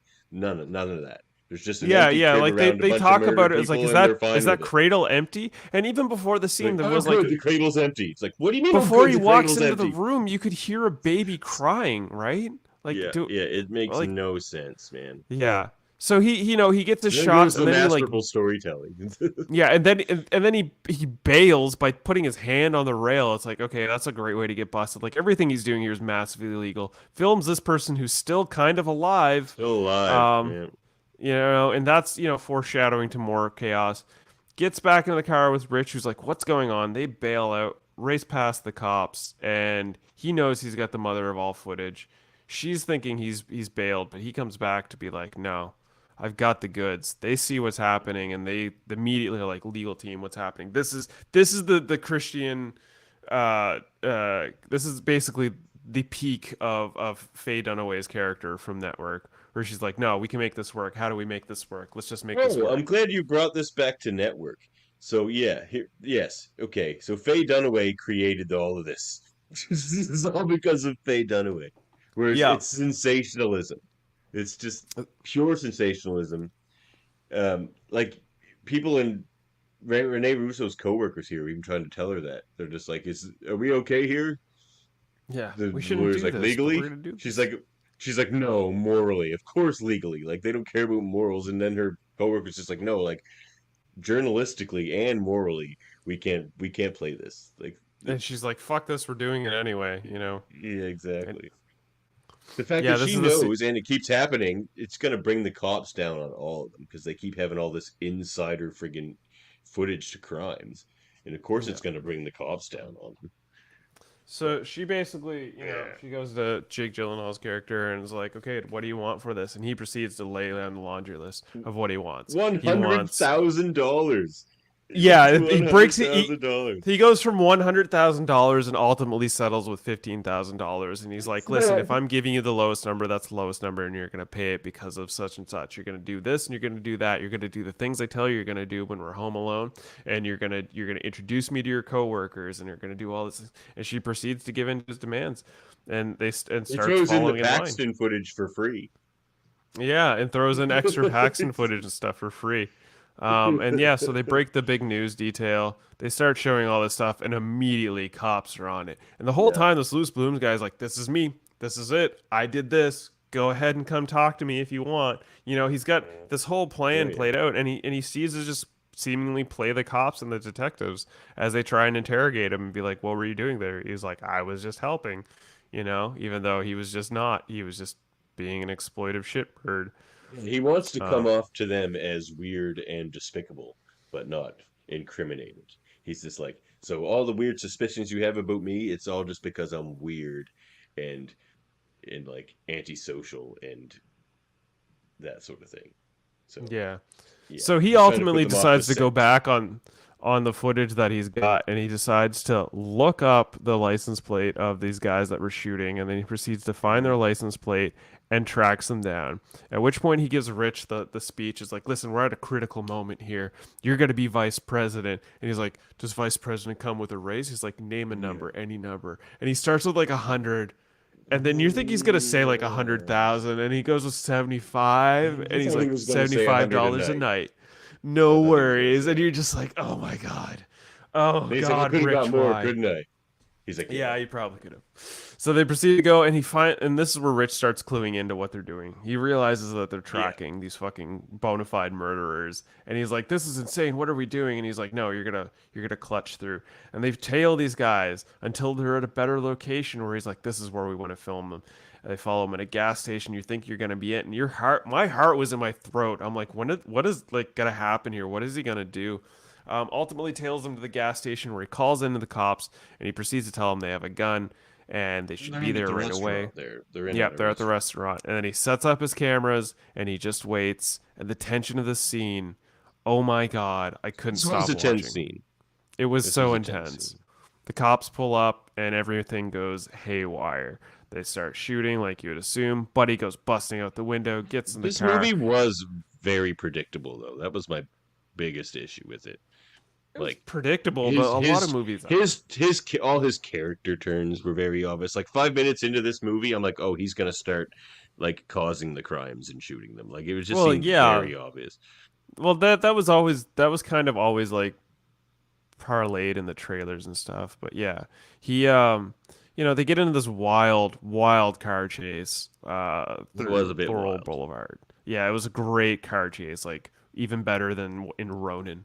Honestly, like it was pretty sick. No, it wasn't better than the Ronin one, but it was good. I thought it was better paced than the Ronin ones. Like, yeah, it was probably better paced, but it was the less scene realistic. Where like the scene where he like sideswipes the cop and they crash through and then he drives through. Well, I mean, yeah, there's a lot of cuts, but at the same time, anyway, it gets through this crash scene. It doesn't work. This SUV is pulled over the cop, or is flipped over. Jake Gyllenhaal gets out to film, and while he does that, he gets a good look, and he calls in Rich, and he's like, come here, get the shot. Rich calls over, and this scene honestly shocked the fuck out of me, I'm not going to lie. Rich goes over with the camera, you see Buddy with the lights, and then he just, bam, bam, shoots him 3 times. Too. Yeah, that's the problem. I saw all this shit coming. Tell me how you saw this coming. You saw this exact scenario playing out? Yes. Once just like right before it happened. As soon as he looks in and he says, "Hey, come over here," I'm like, "Oh, he's gonna get this guy shot by the guy in the car." Because they Honestly, didn't show the guy in the car, so it's just like, oh, so he's obviously still in there. Like, well, yeah, he's still in there because he's in a vehicle, like it's an upside down. no, But you but I'm don't like, expect him he's to be gonna. conscious. I did. How did you possibly know that? Because it's the pattern of this movie. It's how everything plays out. You have to suspect, like, it's almost trying to be too surprising, and therefore none of it's surprising. Like, it's like the obvious surprising thing, you know what I mean? And they always do the obvious surprising thing. So it's like, if obvious and surprising can be put in the same term like that. But I'm not bullshitting you, man. Like, I kept predicting everything, and then it would happen, and I was like, whatever. But then another scene that, like even like the restaurant scene, it's just the way this movie plays out. You know everything that's going to happen. You know cops are going to Yeah, go you in, know they're that going to everything's pretend going to to get happen because stuff. that's what You builds know on he's the going to shoot at tension. the cops, and more cops are going to, like, there were very few surprising things, I felt like, in this movie. Not that a movie has to be built off surprises. Like I say, I like this movie. Okay. Well, okay. I think it's wild that you weren't surprised by this scene because this scene actually shocked the hell out of me. I thought this scene was very surprising. I was Also shocked. because he tells Riz Ahmed in, like, literally the scene before this what he's going to do. He's like, well, what yeah, if I no, told there's you foreshadowing I'm not just that he's weird around people, I don't like them. And what if I told you I will hurt you because of what you just did? He just they kill all the surprises. No, I'm yes, if you're paying attention, there's a foreshadowing scene where he's like, if you don't tighten up, I'm gonna terminate you. Like there's shit like that, yes, but I'm No, not. he I'm tells him saying, he's gonna hurt him. well, yeah, I'm not saying. Okay, for fuck's sakes, Davan. What I'm trying to say here is, yes, this scene particularly was not surprising because, yes, it was obvious that Riz Ahmed's character Rich was going to end up being hurt or killed. But the manner in which it happened, in my opinion, was shocking and surprising. And I find it bullshit that you think that you knew exactly what was going to happen, that this was going to play out exactly like this. And I'll just give you the other reason of how I knew this. Like I said, not like 20 minutes before, but I certainly saw it all happen, so it wasn't a surprise. It's because the way this character that Jake Gyllenhaal plays works is he makes other people do his dirty business. So it's like he's never going to kill anyone with his bare hands. He fights that guy about the fence in the start of the movie, but other than that, he makes other people run into each other and do things to each other, like the cops and the criminals and the Bill Paxton, and like he makes, well, I mean, he did cut the brakes on Bill Paxton, so that he did himself, but like that's still like a little ambiguous. He doesn't know if that's going to achieve the goal he wants. He doesn't know this because he messes with Bill Paxton's car. It's going to end up in Bill Paxton being written off and out of the business because that's what he wants. He wants Bill Paxton out of the way so he can get all the business. But no, like I don't know. That scene to me was pretty obvious because it made no sense otherwise. Because he's already there with his camera shooting inside the car. Why does he need Riz Ahmed to come over and take the exact same shot? Like it was all very orchestrated. Okay, they could have done just a couple of things different and made it like a little less foreshadowing. Okay, so for you, I guess you're fucking Mr. Clairvoyant and you can see this bullshit. For me, I saw this scene and he's like, "Okay, come in and get an extra shot of the shot," because that's what he's been doing the entire movie. He's been getting him to come and get extra shots of the shot. They didn't frame it in any way. He's been telling him to go get different shots. He's like, go down the street and get one from that angle, and I'll stay. Well, no, he says, he's like, come here and grab your camera. He's like, grab your camera and come here. He doesn't tell him to stand at the exact. He eventually backs out of the place and then lets Rich just sort of wander around, which leads to this, which shocked the fuck out of me. This scene shocked me. I assume he saw Buddy coming too. I was surprised. I didn't see this coming, right? See, but so he shoots him, and anyway, I'm gonna wrap up the. He hired these guys. I think he hired these guys in the first place to go friggin' attack that house. Because they seem to recognize him. What? No. Yeah, no. There's no way. That's a whack theory. Okay, they don't need. No. That's a whack theory because they even say after all this shit happens, after this guy walks out and he notices him with the camera, he decides not to shoot him because he recognizes buddies with a camera. I'm assuming. I don't really know why. A camera in his hand. Because I know. I don't him. think I don't quite understand why. Maybe he's just like made eye contact and was like, "Fuck it, whatever." There's I'm only on two camera. explanations. One, he was hired by him and recognizes him. The other is, which I think it's the first one. The other is just that he's like stunned and he hears cops coming. But that makes no sense because he just shot 3 shots at this other guy who was just looking at him harmlessly. So it's like it doesn't make sense unless he hired him. I don't think that's the case. There's nothing at any point in the story that would lead me to believe that he was hiring these people to do any of this shit. Especially considering the fact later that he's scenes. causing crimes to happen and accidents to happen. Well, no, he's not enough causing crimes, but he's definitely not he he's creates interfering. situations. That's what he does. He creates situations. And I think that's Well, just he doesn't the way even he created create that situations though. He capitalizes on situations. He No, alters creates situations by, like the cutting driving people's brakes and like. Okay, that one was created, but the other ones weren't. The other ones were and taking alterations. He stepped in. What about his 911 call to the cops? That's making a situation. Okay, there's 2 moments where he creates a situation. Is when he fucking fixes Buddy's wheels and he calls the cops in because he wants the shot, right? The other ones were alterations of a situation that he had nothing to do with, right? Except in this case, it's like you said when he was in that mansion. You're like, somehow he got there before the cops. It's like because he knew it was going to happen. They were waiting. No, he got there that because. place. Well, no, he got there before the cops because there was the call, and cops are notorious for being fucking slow at getting to locations, and he drove there faster than he did, right?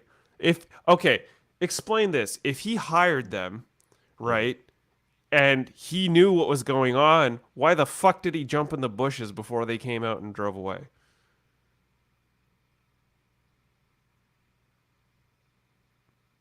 That's a good point.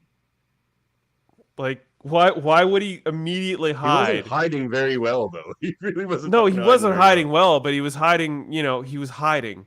If he hired these guys, he would just been like, "Hey guys, see you on the next one," and walk through the building. It's dark. They might not recognize him and just think it's somebody seeing them commit a crime and shoot them out of precaution. He hid in the bushes to protect himself and get the shot. Yeah, exactly. That's what he did. To protect himself from like being accidentally shot by the people he hired. Again, if he knew he hired them and he was going to be there, why would he have any fear of them shooting him? Because it's dark. They might. It's not dark. It wasn't dark in the driveway. There was a well-lit driveway. It was very shadowy. It was shadowy, but it was well lit enough that he could have. Faces. No, in the areas of where the truck was, you could see their faces. Okay, we're getting into a diatribe of fucking nothing. Finish the plot synopsis. Jesus Christ. Anyway, so our man gets shot by the police because he pulls on them and they shoot him. Jake Gyllenhaal gets the shots and he proceeds to film Rich die and bleed out because he knows it's money. And then he goes back to KTLA and he's like, "Hey, you guys are having a great day. It's just another day of business. It's just another Tuesday for Louis Bloom because he's got all this money." He brings it to her, Renee Russo's character. She loves it. She's all on board and she's back in every movie he does. And the police come in and they're like, "We want this footage. This is ours." KTLA blocks them because legally it's theirs.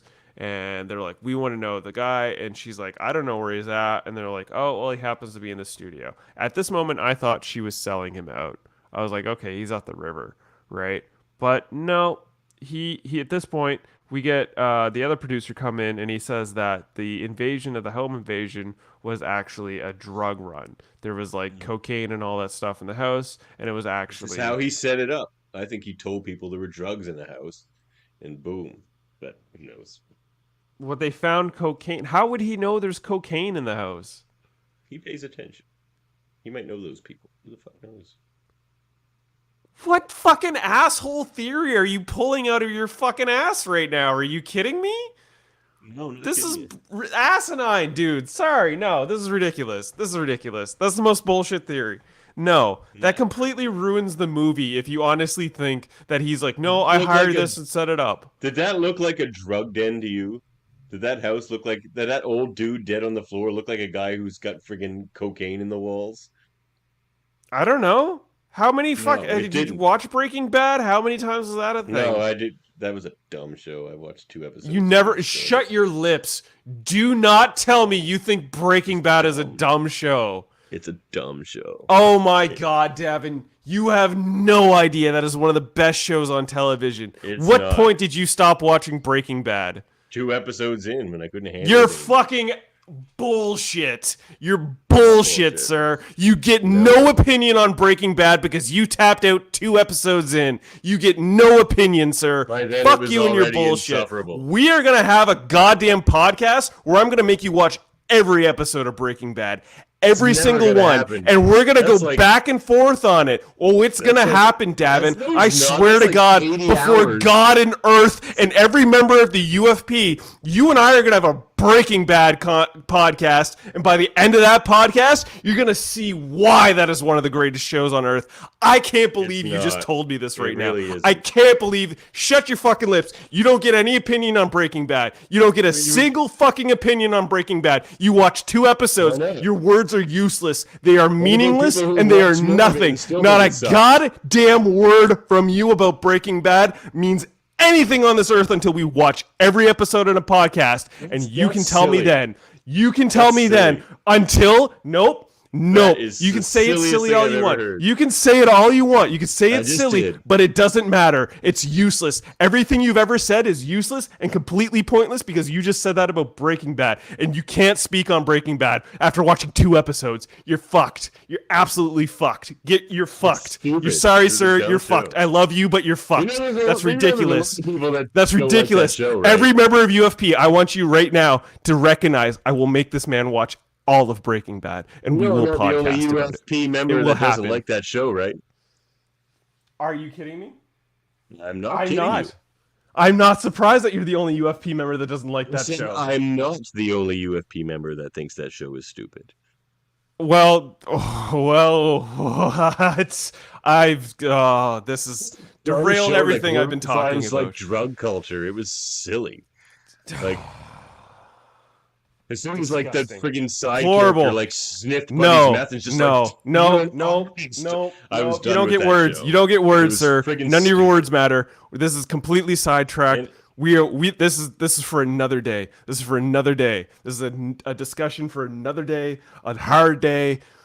God damn it. Back to the show. Anyway, so our characters go from the ability to back to the show. So anyway, our characters decide that the cocaine it was a house and that was the true story, but she doesn't want to run it. She says save it for the noon news.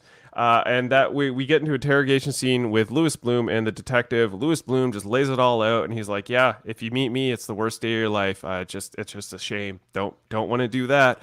And he proceeds to walk away scot-free. Absolutely, and proceeds to run his own video production news company. He gets interns, he gets multiple vans, and he proceeds to spread his infection across LA. That made me laugh. And that's the end of Nightcrawler. You son of a bitch! I can't believe you never watched Breaking Bad. It sucks. I don't care about shit like that. 2 episodes. You can't say that about Breaking Bad. 2 episodes in it. No. That's enough. No. That's enough. You're wrong. I'm not gonna watch 10 episodes of something to just further entrench my dislike of it. No. No. Just getting a show to intrigue me with the first 2 episodes is not a big ask. You shouldn't have to watch 10 episodes of something to start to like it. You don't need 10 episodes of Breaking Bad to start to like it. I can guarantee you'll probably be starting to like it by the 5th. I doubt it. Anyway. Jesus Christ. Anyway, what scene would you hold up?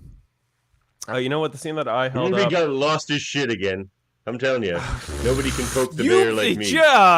You're bullshit with Breaking Bad. You can't believe you besmirched Jerry and Gilliam's work.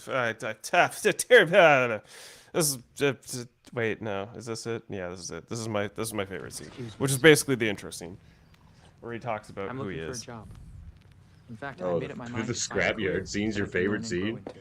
Who am I? I'm a hard worker. I set high goals. I do. I like this scene because I can relate to this. Myself, sir. Having been raised with the self-esteem movement so popular in schools, I used to expect my needs to be considered. But I know that today's work culture no longer caters to the job loyalty that could be promised to earlier generations. What I believe, sir, is that he's just so full of shit. Their asses off. Like I wouldn't hire him either. He's so full of shit. Didn't just fall there. My motto is, if you want to win the lottery, you have to make the money to buy a ticket. Yes, there's the line. Did I say that I worked in a garage? Which is a lie. He's never worked anywhere. Like, he just stays home and reads the internet. Like, that's what he does. They don't really allude to what he does, which is, one of the better part of the the story. illusion they make. Like, he's this obsessive person who just, like, stays home and absorbs How about information. an internship, then? A lot of young people are taking unpaid positions to get a foot in the door. That's something I'd be willing to do. I'm not hiring a fucking... Like, he strikes me as someone who's not only, like, a sociopath, but, like, maybe also on the spectrum. Well, yeah, he's very Asperger's-y in his own sense, but he's also very, like, sucked into his own game. Your scene that you say would hold up was with the one with Bill Paxton trying to hire Just him. because I love Bill Paxton, and this was the most Paxton of all the Bill Paxton scenes. Like, he's 100% Pax in this scene. Yeah, well, this is his media scene for sure. This is one that got him the most lines. Great get tonight. He's so fucking charming. Like, he's the opposite of Jake Gyllenhaal. I see friggin' Bill Paxton and I smile. I see Jake Gyllenhaal. I saw like, your car. Man, you're not dropping your shit off, are you? Nobody does that. Adam Driver has the same effect on me. I see Adam Driver and I'm like... Import the video to your laptop, cut the video, upload to your FTP site, and notify stations you got something for sale. You're aggravating. Boom, boom, boom. Otherwise, it's a nice ride. Listen, man, you got a good run going, but there's valleys out there. Take it from me, I've been Nightcrawling 14 years. You heard I'm adding a second It's the only time they use that term in the movie. It's true, yeah. Cut my on-scene time in half. I'm setting up a dedicated dispatch too. No more listening. It's funny, this driving. whole That's scene the is just suckers. like him being like, oh wow, this is a great 305s? idea. I should take this. Never used one. 6,000 a piece. But he doesn't show his 2.4 cars by doing megapixels, that. night Why do vision, you need a 18 dedicated to 1 dispatch when zoom. your I got vans one all of those have puppies police with your name on scanners? it. I have a camera. I want you So he running doesn't my have to go second driving van. around Two town. crews. Half Wouldn't the you area rather goes sit to at driving home around. dispatching vans and Half the making money, money right? instead of driving Oh, around if he's town? the dispatch guy. Okay. Because we're gonna Yeah. be first at every scene. If I compete, we can work together. I can share my press cards, puppy dog off my police connections.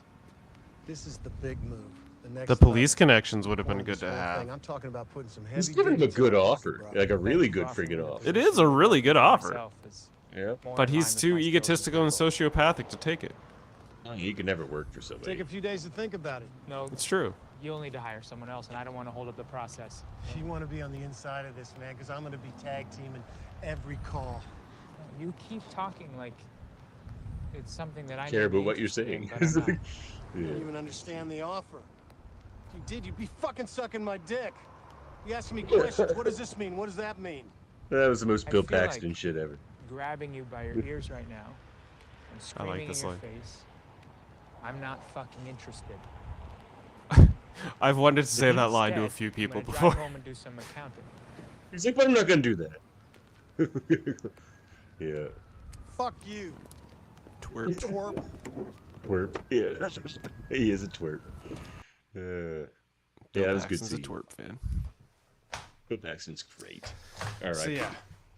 Yeah, Bill Paxton was one of the greatest. Game over, man! Game over! Said, hey Sanchez, you ever get mistaken for a dude? She's like, have you? That was a classic line from Aliens. Too. Aliens. Well, what performance would you hold up? Some good performances in this one. But like I say, like it's 95% Jake Gyllenhaal. It's a bit. Yeah. Yeah, and you know what? For me, I enjoyed that. You know, I was down with the Gyllenhaal. I've always been down with Gyllenhaal. I liked him in Donnie Darko. I liked him in Jarhead. I liked him in, I like him in a lot of movies, So yeah, for me, Gyllenhaal was great, but also Riz Ahmed's Rich. His portrayal of the character was really well done, and I liked that a lot. Yeah, so. Yeah, I would have liked more of that character. I'm gonna give it to the Pax. I like the bit. He was straight up Paxton. Yeah. Yeah, it would have been nice to have more Bill Paxton in the film. Renee Renuso was really good, though, too. Yeah, she was great. She was Her great. character was horrible. She was just Faye Dunaway. But yeah, she was modern, Faye Dunaway is Christina... Diana Christensen. Yeah, Diana Christensen. Yeah. But yeah, no, it was, she was great. She knocked it out of the park, and the the chemistry between her and Jake Gyllenhaal was really good, like in Yeah, I all of their agree. scenes. Like not in a romantic way, but as far as No, acting but just chemistry. yeah, Oh, yeah. like the back and forth was. But Like, honestly, I've never seen an actor Renee Russo didn't have chemistry with.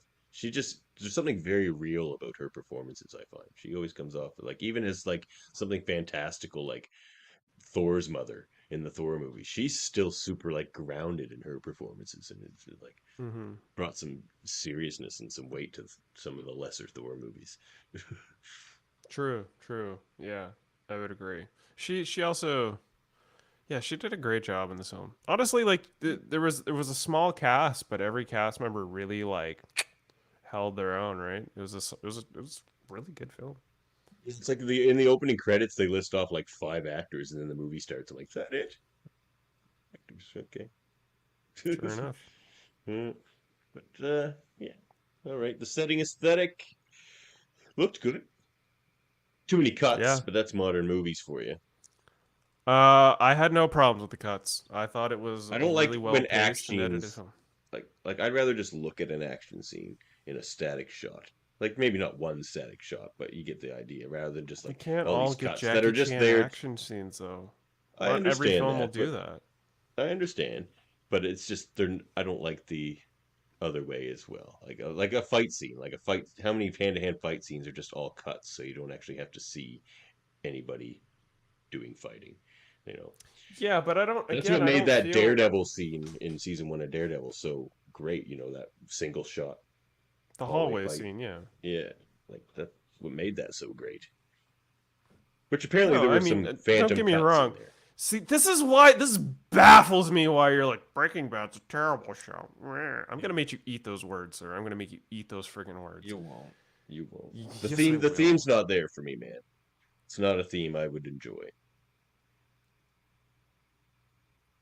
There's nothing there for me. It's something has to have something to do with like something I care about for me to be interested in. You can't care about the story of a man who's given terminal cancer and is like, I need to make money any way because I know enough can. about that show to know that none of his motivations make sense. And that's the biggest criticism you'll hear of that show, is that his like Breaking Bad makes no sense. Like it's just like unbelievable, unrealistic decision after unrealistic decision. It does make all the sense by the time you get to the final episode.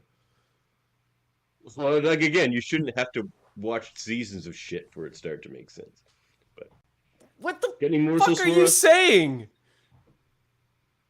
You said it'll make sense by the final episode. I'm like, I don't. No, I'm saying by the final episode, all of his motivations make sense because that's the culmination of the entire story, the end of the story. Fucking don't shake your head at me, sir. Don't give me that fucking dismissive bullshit. You are so incredibly fucked. I'll let you have a conversation with somebody who has watched it and still agrees with me, and then you'll have a conversation there. Hit us with some morsels, Murph. Oh my god, I'm so. Can't imagine there's too many for this movie. You get worked up easily. There wasn't. There was a fair amount, but yeah, it is a fair show. Anyway, so Nightcrawler. Wait, we gotta intro. Blah.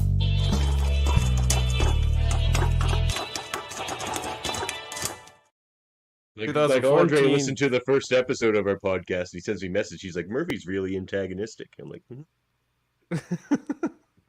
You make me out to be the bad guy. It's you, buddy. Anyway, continue with your morsels. You know why I get antagonistic? Because somebody keeps interrupting me every time I try to have a cohesive thought. 2014's Nightcrawler, during the scene where Jake Gyllenhaal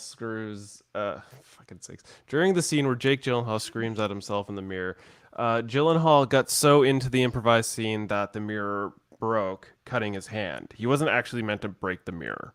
He just got so into it. Shit. No, he really he wasn't meant to break the mirror. Morsel. Bullshit.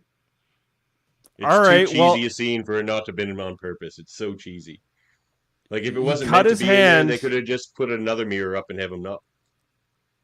Okay, well, you know, if he wasn't meant to break the mirror, then how come he cut his hand and he was driven to the hospital by the director after a 19-hour day of working, and they got 46 stitches in a 4-hour-long operation. Well, I didn't Then say he meant to cut his hand. Well, I He wasn't supposed mean, to cut his hand.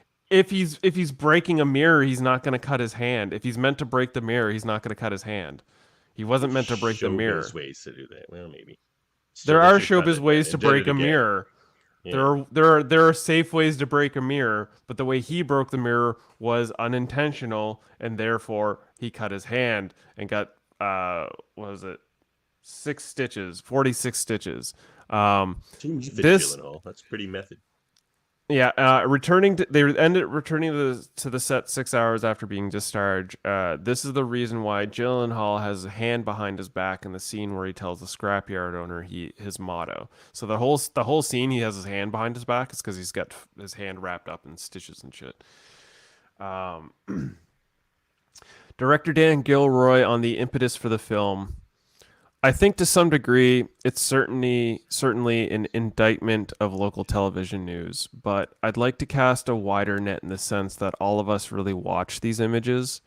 I would hope that maybe a viewer would take it further and maybe go, why do I watch these images, and how many of these images do I want to put into my own spirit? See, exactly, which is why I don't view those types of images. Like, people scour the internet for fucking horrible shit all the time. I actively avoid such things. Even like the news. Like, you even have to limit how much news you allow into your life. Like, how much bad news that you can't do anything about you really need to hear.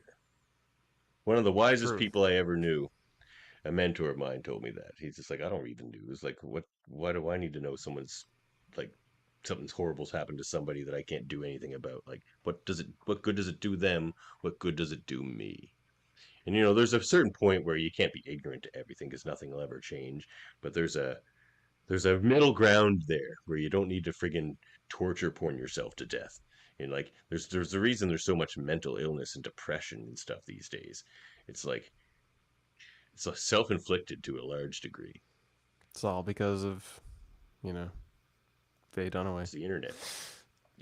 Man, the real. I was about to say the real reason he decided to make this movie is he saw Network on TV and it's like, oh, I could do that. Make Network.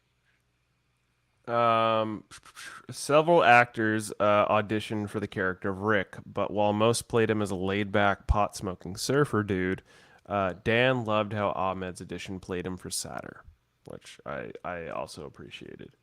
But again, we needed more from that character because what was his deal? Was he on drugs? Was he like? He wasn't about his character. He wasn't on drugs. He was just. Well, no, he wasn't on drugs. He was just a homeless LA native. No, but it's not just a homeless LA native. He asked him. He's just like, "What do you do for work?" He's like, "Well, I did this for a week. I did this for a week. Did this for a week. Usually nothing longer than a week." There's a reason you're being fired every week. And that's the part of the character I feel like they should have gave us. Like, just give us one scene to show us why this person is in this very exploitable and manipulative situation. Yeah, no, that's fair. I agree with that. Yeah, I agree with that. And the same with Renee Russo. Like, they didn't really give us any kind of backstory or anything for her character either. She's somewhat principled in the beginning, and then after like a couple of apartment dates with Jake Gyllenhaal, she's like completely like corrupted, which was like one of the characters even comments on it. She's just like, you sound like him now. You sound like Lou. Like, yeah. And that was a bit abrupt too. Other than like, it's a bit of. Well, I mean, there's a lot of time jumping in this film, so what feels like abrupt could have been time. Too much, maybe a bit too much time jump. This film was based partially on the career of Arthur Weegee Felige, the first photojournalist who was well known for reaching crime scenes quickly by tuning into police radio broadcasts. The film was shot over 28 nights, and after the scene in which Lou shows the newsroom his house horror footage, the broadcast director cuts to break on a Bird's Eye food commercial featuring wolves. The movie follows this theme of predatory animals in its depiction of Lou, and the commercial ends with the slogan, "Dinner is complete," as the horror house story is Lou's big break into the world of stringer journalism. The diner scene with the two shooters eating within saw competing opinions from the film's technical police advisors. One said the police would wait for backup and then enter in a line, shotguns at the ready. But another recalled that when he was a street cop, he and his partner would enter the establishment and order at the counter as a way of vetting the veracity of the call. They went with the latter as to aid the suspense better, which, like, it did. It was a very suspenseful scene. The film's climax was filmed on Laurel Canyon Boulevard in the San Fernando Valley, over several blocks away from the location of the infamous shootout in 1997 between two heavily armed bank robbers and LA police, in which both robbers were killed. Movie Heat. They closed down. Yeah, you didn't know about this? Well, I know that was what the movie Heat was based on. Yeah. Yeah, Heat's based off of that same scenario. They closed down 10 blocks of Laurel Boulevard for a few nights to capture the police chase. Writer-director Dan Gilroy came up with the idea for the film after he heard about a crime reporter in the 1930s who was the first to put a police scanner in his car and take photos of crime and accident scenes and then sell them to the papers. I thought it was a very interesting... Don't lie to me, Dan Gilroy. No, I thought it was a very interesting intersection between commerce and crime. Before I could do anything with it, Joe Pesci made a film called The Public Eye, which effectively killed that specific idea. He moved to LA afterward and learned about the present-day Nightcrawlers, which became the basis for the story. Dan knew he wanted to direct the film after writing it, and as it would be his directorial debut, he turned to his brother Tony for help. He sent the script to Tony, who thought Dan wanted him to direct, and Tony reluctantly began convincing himself to do so as he was on a break from filmmaking, but a call to Dan cleared that up in confusion, and Tony happily supported his brother's moving into the directing. They filmed early newsroom scenes at Los Angeles and KTLA studios. They were going to kick us out if the big story broke, is what Dan Gilroy said. The line, "You have to make the money to buy a ticket," only appears once in the movie, but Jake Gyllenhaal insisted on recording it on all the different sets and different styles because he knew it would work well in the trailer. They compare the news sequence where Lou's home invasion footage is broadcast with the news anchor's commentary guided by Nina's voice in the ear, similar to a scene producer in the earpiece in James L. Brooks' masterpiece Broadcast News in 1987. An age gap relationship with the woman as the senior partner is very, very rarely shown in Hollywood movies. It is interesting to note that the intercourse between Nina and Louis is only alluded to, although a sexual relationship is alluded to in a couple of conversations between Louis and Nina, and the two actors never make any physical contact with each other aside from shaking hands. Alluded to, but... Well, yeah. During a Q&A, director Dan Gilroy stated that he views Louis' insane drive as an infection that spreads to each character Lou interacts with throughout the film. And at the closing of the film, where Lou's company vans are parting ways down different streets, is, as Gilroy describes, the infection spreading through the veins of the city. Yeah, fair. Yeah. When Louis upgrades to the Dodge Challenger, Rick spills gas on the new car while filling up the tank. Louis chastises him for it and threatens to terminate him, foreshadowing his fate when Lou intentionally leads Rick into getting shot right near the end of the film as he threatens to compromise the operation. This film is not related to Marvel Comics character Nightcrawler, who is a member of the X-Men. However, several actors from this film would later collaborate with Marvel projects. Jake Gyllenhaal played Mysterio in Spider-Man Far From Home from 2019, and Rene Russo played Frigg in the MCU films Thor, Thor the Dark World, and Avengers Endgame. And Riz Ahmed would play Carlton Drake or / Riot in Sony's Venom. Movie. We don't talk about Venom. We don't talk. In 2018. We the don't filmmakers put them in the same sentence as other good superhero movies or anything like that. Sony monstrosity.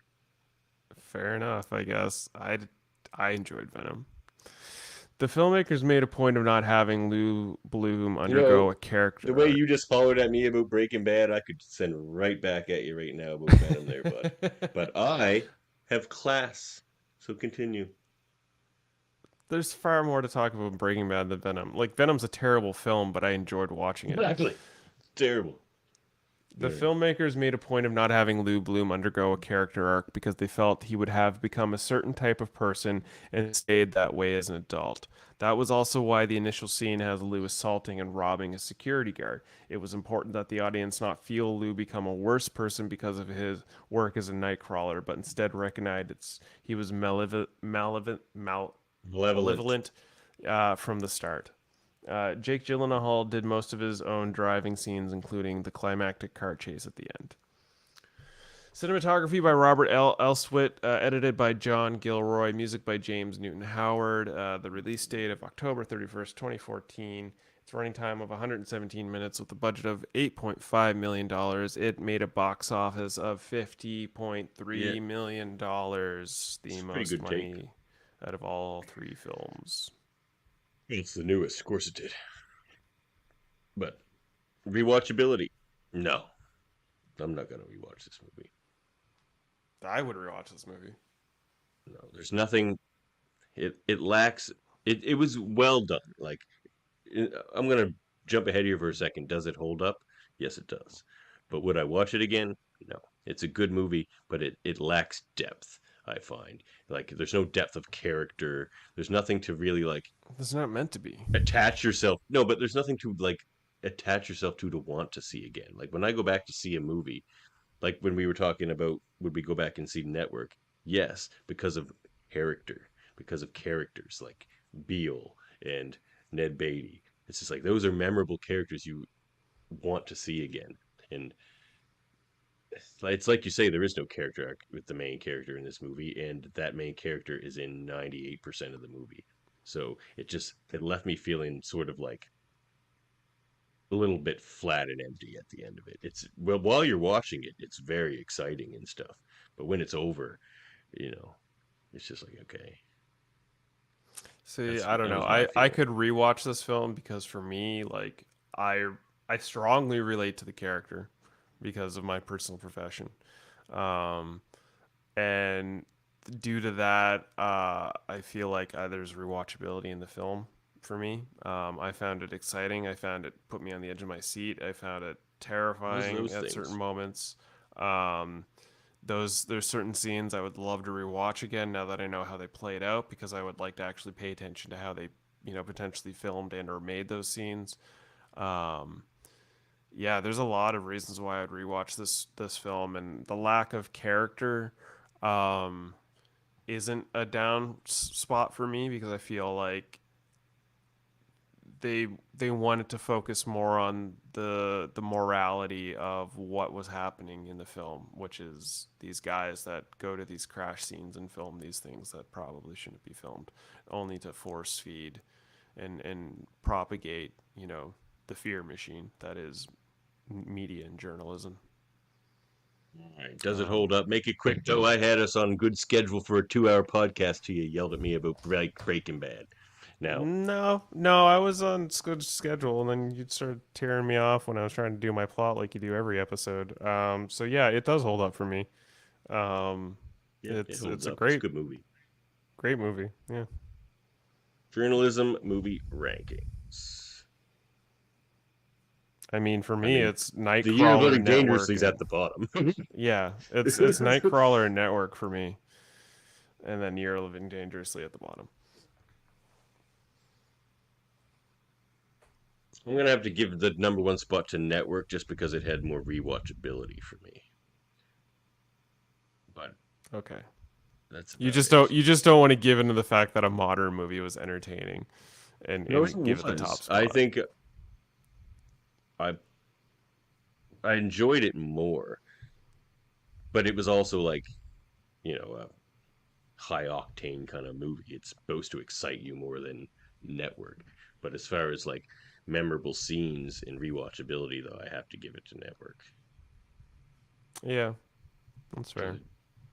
It's like, for a memorable scene for Nightcrawler, I had to pick out some rando Bill Paxton scene, because other than that, there weren't any particular scenes that really jumped out at me. But the cop thing was tense, I will admit. The cop scene in the restaurant was freaking tense. Yeah. Even though it was The restaurant, obvious what him was gonna walking up happen. to the house, him crawling into The a house one didn't. there's- That one didn't really do it for me. The house one. For me, I was like, "What are you doing, guy? What are you doing, guy? Stop! What are you doing, guy?" Like that's what I was like when I was watching that scene. Well, but we've got another addition to 2A movies tonight. Nightcrawler, and a Lowly C movie. All right, Murphy, hit us with the trailers. Let's end this 3-hour podcast. Next time will be 2 hours. Trust me, everybody. This thing's never getting less than 3 hours. I It's have never getting less ways. than three. I have ways. We'll discuss not them after the happening. show. I have ways. Right. Well, All right, we've got but coming Nightcrawler, attractions, there but it before is. we get to those, or what you got? What are you doing? Okay. Nothing. Just Okay. showing the A movies. Okay. Well, anyway, this has been a somewhat contentious show about journalism and holding up movies and all that good stuff, and that's what we do with this podcast because we're part of a united federation of podcasts. Where we talk about all sorts of sweet things like Star Trek over at Live Long and Podcasts, where they got their commands divisions and their alts are there are other divisions where they talk about things, including Locutors of Trek, which gets in the deeper, darker, nitty gritty parts of space with their probes and all that jazz. We got a fine crew there. You should definitely be checking us out if you love your Star Trek. If you love horror, we've got the Hellbound podcast, horror movie podcast with Alex Blackburn and Michael Chan. These guys do it. I don't know, how often are they? Do you know, Davan? Once a month, isn't it? Give or take. Well, every week. No, it's way more than that. It's like every couple of weeks, I think. But every weekend now, they do like these mini reviews, like 3-minute movie reviews, like that come out on Saturdays. Rock on. So Michael Chance was also on the Graphic History podcast with Andre Mayette, a 2-parter that's just been released. Should definitely be checking that out. Oh, it was a 1-parter? Oh, he's had a 2-parter with Frank Forrestal. That's right. Andre is also a host of the X-Men X-Rated podcast, which is the X-Men animated review show. You guys were just watching Nightcrawler, were you not? It was quite apropos this week. Indeed. Yeah. And speaking apropos, you got your folks over at Super Mario Brothers podcast talking about all things reality TV with Big Brother Survivor Series. I think they're doing the Big Brothers recently, so you want to check that out. We've got KBBBL podcast. The extra B is for BYOBB. It is. We're finishing up season 1 on Friday. Oh yeah, because it's that time already. Yeah, How many episodes? It's only 13 episodes in the first season. Okay, that's good. And we also got trivial debates where people come in and we debate things. Our recent episode, the love theme episode, where Davan was a host, and well, he did not best as well as he hoped. He wasn't the Let's just host. put it that way. Or no, he wasn't the host. He was a guest. We had Eamon Mater as a host. Davan was. No, a guest. I did. I was robbed. Yeah. Well, you know. Jody and Jessica, they brought a good fight to the table. You should check that out. Jody yelled at me on that show just like Murphy did on this show. I get yelled at wherever I go. I'm a bit picked on here in the United Federation of Bullies. It is what it is, you know. He's a man that really pushes us up the hill sometimes when we don't want to be pushed up the hill, but we appreciate him for it. So sometimes we just yell at him because he's pushing us. That's why we yell. And at I can him. take it. Yeah, he can take it and he can give it just as much as he can take it. But yeah, that's about all here we've had going. We talk journalism, and on the next episode of Hold Up, we're gonna be diving into the deep, wide world of television, as we're gonna be covering films like UHF. Murphy's forcing me to watch Weird Al for an hour and a half to 2 hours. I can't believe you haven't watched this. Have you even watched the trailer for this? You're about to, because we're going to watch some attractions. Thank you for your time and enjoy the movies. Everybody. See you next episode.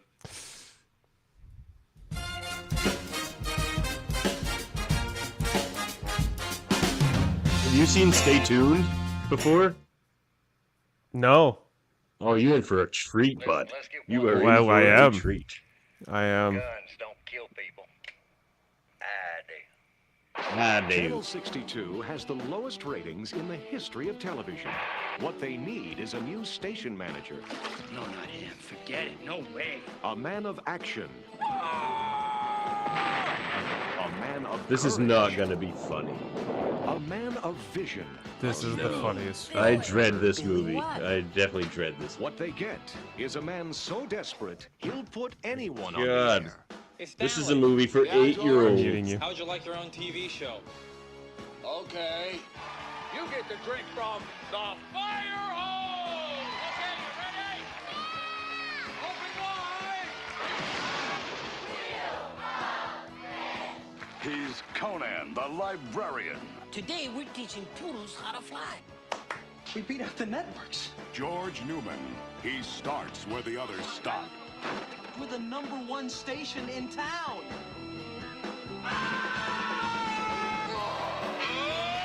Orion Pictures presents Weird Al Yankovic in UHF, the movie. Does that have Fran Drescher? Yes, it's gonna be amazing. Sorry to disturb you at this hour, but I have something you want. A new TV? It broadcast programs no one had ever seen. Wednesday at 9. John Ritter don't miss rules. An all-new episode of The Silencer of the No, it Lambs. is great. Then Don't get me one wrong. night, Roy Looking and forward to Helen this. Nabel got sucked in and discovered that hell is one TV show after another. Let's welcome our new contestants, Roy and Helen Nabel!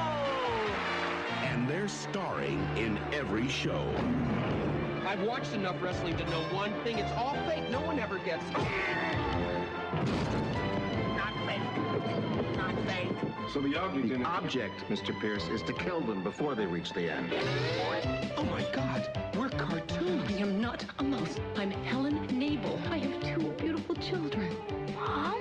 Our parents are trapped in television. Now, they can't go home. They can only switch channels. Where'd he go? Hey, lady, watch out! And every series is a nightmare. That's entertainment. Because Satan is the sponsor. Okay, everybody, head spins. Very good, very nice. Well, time to rock and roll. Start me up. You got to start me up. Start me Don't miss this comedy from hell. Party time! It's excellent! That'll save her. Stay tuned. The fact that you think this is gonna be hilarious and UHF won't be, I don't. They're fucking almost the same film. I just feel like UHF's gonna be the less funny version of Stay Tuned.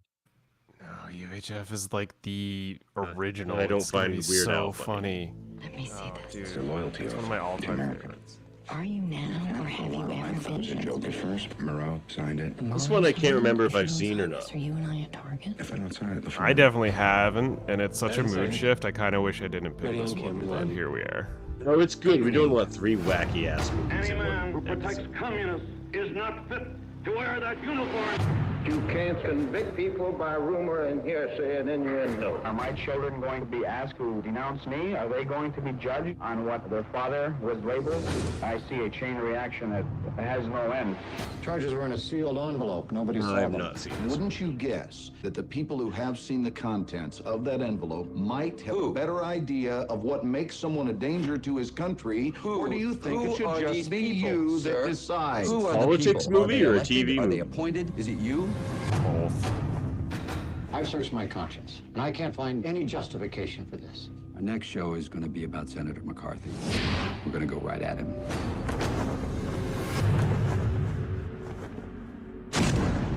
This is about We will not walk in McCarthy fear era. one of another. Communists, This is no the time Red for men Scare who and oppose all Senator that. McCarthy's methods to keep silent. Mr. Edward R. Murrow has made repeated attacks upon me and those fighting communists. Somebody's going to go down. You're going to get audited this year. Not me, you. McCarthy wants April 6th. I will not be deterred. He's going to come after me. You understand the position you're putting us in? Let's walk very carefully through these next few moments. Why don't you just fire me, Bill? Go after Joe Kennedy. We'll pay for it. Murrow is the symbol, the leader, and the cleverest of the jackal pack, engaged in propaganda for communist causes. Okay, fellas, here we go. We might as well go down swinging. We're gonna go with the story, because the terror is right here in this room. 10 seconds. 5. Ever notice how precisely David Strathairn says everything? 2. It's very precise. We cannot defend freedom abroad by deserting it at home. Good night, and good luck.